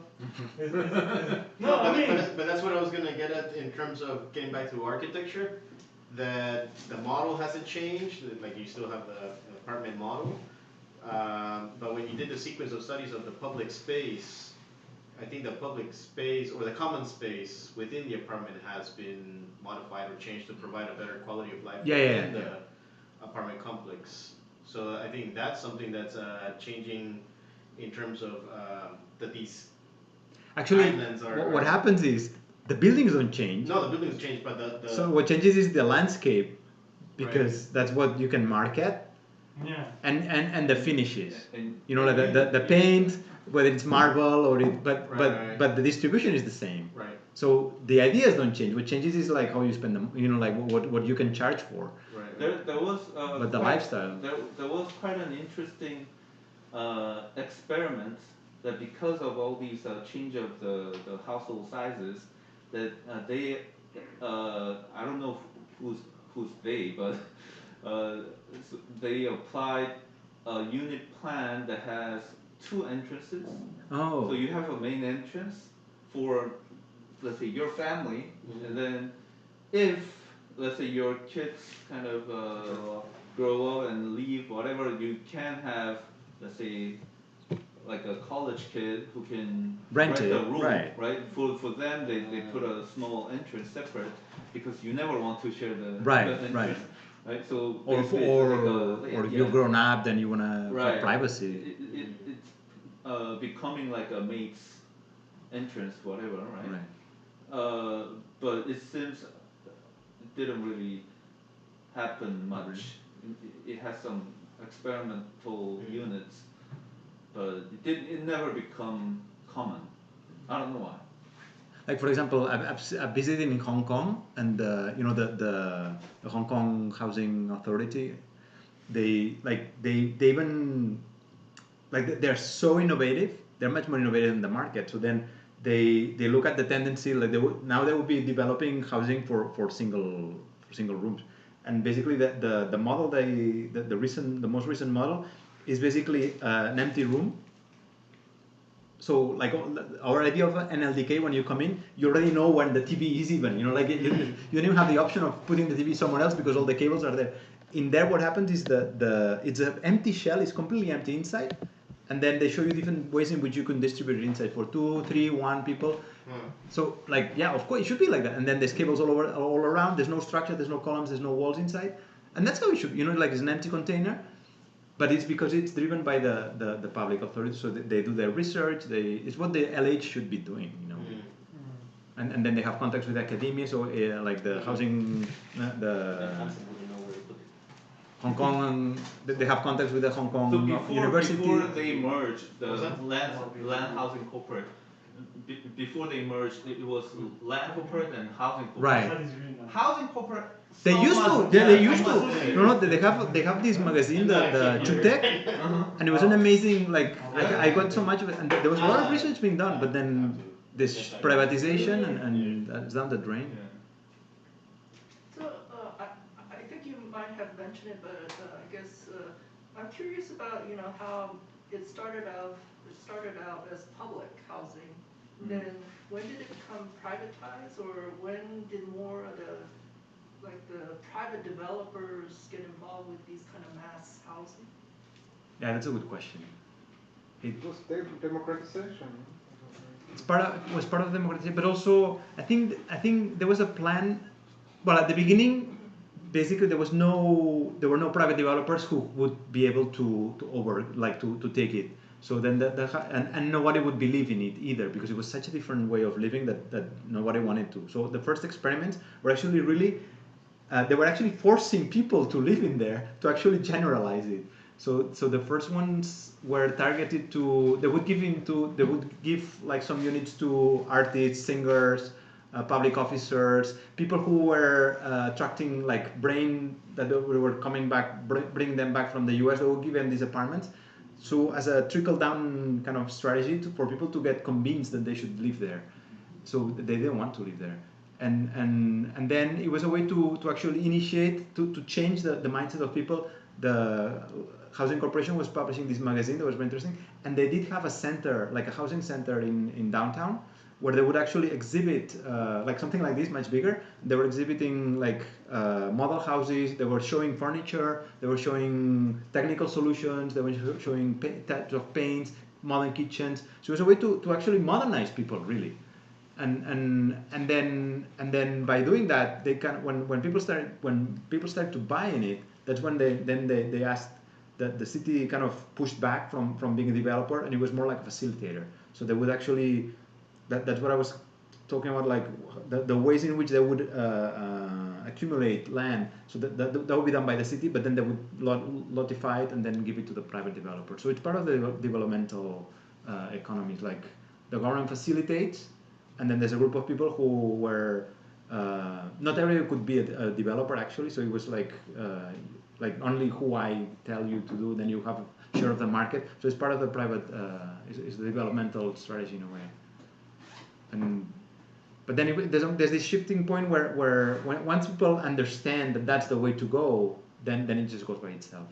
And basically what you have to see is that the housing crisis was so big, there was such a lack of housing. It's what it's called, it's a provider's market. It's not a client market, it's not a customer market, because there's such a lack of demand that they would take whatever it comes, so people don't even think there was an option, and I think still people don't think there's an option. That's why people don't think that they could have an alternative way of living. That's why, I mean, for the same price of an apartment you can buy a very nice villa or a chutek, but they don't want it, because that's not kind of the. So I think this kind of lack of options is very interesting actually. It's part of the standardization, they didn't have to do anything. Like in other places, you do have to innovate to convince people, or there's more competition. But there's no competition.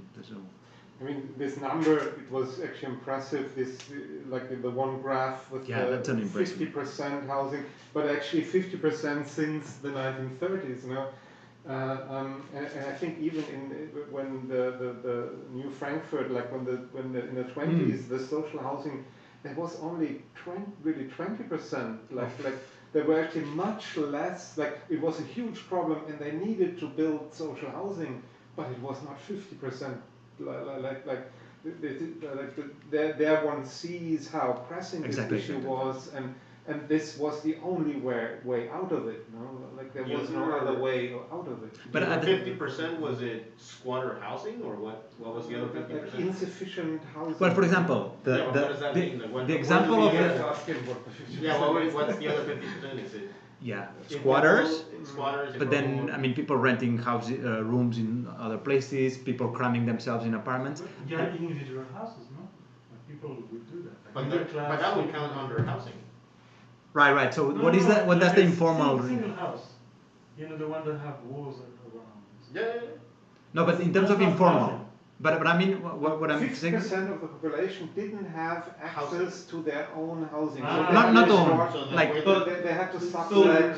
If they rent out. You could rent a room. Like these are statistics I found. I don't know. Like you have to look at what does it exactly mean. But it's not their own housing. It's housing that doesn't fulfill standards for housing. Yeah. So that really depends on every country, and it changes over time. But for example, the typical, like when I presented my PhD, the first question was, So the house in Parasite, what is that? You know, like the and those typologies were the half basement, where you would build your own house, and you would already know that if you build a basement, there will be people coming from a poor place in the country that would rent it out. So those were already embedded in people, like as a way to finance their own private house. And those are, I mean, you still can find them. They're all over the place. And there were people like, that's not proper housing by any means, you know, like it's not hygienic. But if there was a need, so they would do it. So that's part of it. Right? You don't live in basements. Yeah. So it's but then it's very typical, like after the war, there was all this housing left by the Japanese that people were occupying, people building in parks. Like, I mean, there's a huge lack of green space in Seoul because people built all over the place because there was a complete lack of housing. So it's a the thing is though, for example, kind of missing in your like the Daltone, which it's amazing that basically every green hill we see today in Seoul was actually covered by Daltone, and then in the dictatorship they were reclaimed and militarized, as defense. But of course, because when you go to mountains, like everywhere, you can see like the terracing. Base. Yeah. Like the terracing is still there. Yeah. Right? In a lot of what is sun now, right? It's actually I didn't know what it was. Right? It was like actually you see the individual house, the remain. Like the base is actually remaining. And it's basically like it swamped over everything, and then in the dictatorship it was reduced again, but then it's this middle layer, so to say, that is still the Daltone layer that is actually very influential everywhere in Seoul. Like when the people went higher, and then the military took the top away. Then there's a cap, no, like on every hill, like if you fill a bathtub. This is all Daltone, and it actually has a huge impact on how we live in Seoul today.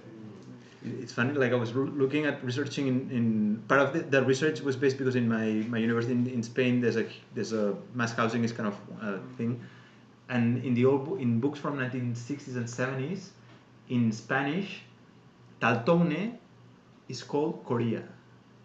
So they would say the Koreas. And it means that Daltones, there was a lot of them in Barcelona as well, but they were called Koreas back then. It was shocking. The informal settlement is Korea, but with a minuscule, like Koreas. So I was like, what? And it's because like they had this vision of Daltone completely everywhere. The problem is, like, as you said, well, it's impossible to map the informal. But the second one, because they became militarized, then it's secret. So it's very hard to we don't know. Like there's some I've seen some maps of Daltone, but you don't know how accurate they are. It's impossible to. They are informal, so there's no number, there's no maps, there's no records. Kaja. Okay. Do we have to answer questions? Scroll down a little bit. Down. It's only you asking yourself. What happened to public housing? To public social housing. You said that at one point it shifted from. Well, one thing that I think is very important is the idea of welfare, because when we white guys from Europe come here and we think about social housing, the idea, the thing is that welfare has a very different meaning. So for us, welfare is something that is outside the market system, right? It's like something that is catered for a need. There's poor people who cannot have access, so the government provides housing. In a developmental state, developmental welfare is very different because like the idea, what happens is like the government doesn't go and subsidize people. They subsidize your right to have housing. So actually, by allowing people to have access to a house, by produce or by building housing and selling it below the market level, that's a kind of subsidize. So it's a very different way, because then what happens here is that there is something called public housing, but then after 5 years it goes to the market. So it's not permanent. It's a very different idea. So what you have, for example, in Germany, there's people living all their lives paying 300 euros per month. So the mentality is very different, and you cannot really. But at the same time, in here, they would allow a lot of people to actually have access and then become middle class. and then they can use that apartment in their retirement, for example. No? So the meaning is very different, and there's all these kind of conceptions. That's why I wanted to talk. I had to look at what developmental really means, because it's such a different mindset of how you live that you cannot, or the idea. You know, that's why I wanted to compare those two farmers, because the forms are the same. We're using these global forms, but actually the meanings behind them are very different. So it's very hard. No, like I have all these friends coming over and they're like, oh fuck, this is like public housing in Germany from the 20s, but it's not. But it looks like it may be. Well, so it's very hard to have all these preconceptions and to kind of get rid of that and actually understand. But yeah, I found it interesting how you did that. Well, mentioned that point that in here it made that shift that it became to the middle class after the assassination. No, that was in 1970. It was way before. Like they started to target the middle class because collapse. After the collapse. Because they realized they couldn't support it. 69 after the collapse. But the interesting thing is that then I don't know how Singapore did it. I don't know how Hong Kong did it. You know. So when is the book coming out? I buy it. I'll buy it. No, seriously. Yeah. I like Me too, it. yeah. Let's do Kickstarter. Oh, so you're not done with that shit. Now you have to sell it. No, basically now what I'm doing is each one of the 3 parts has to become an article. So I'm working on that. I don't know why. Todos los diagramas son tuyos. But that's also very But it's new word. It's new word. I don't know. So it's a non-alcoholic meeting? Like we don't have even a beer or something? I think I have to. Am I the only Okay, we one should. who wants We to should. do Let's go up then. Sorry. Yeah. Mark, amazing. Thank you. Thank you for I'll putting take up up with with this. by the way. No, you should really publish it. I mean, is it published in a journal? You know, because I have to And it's, publish articles.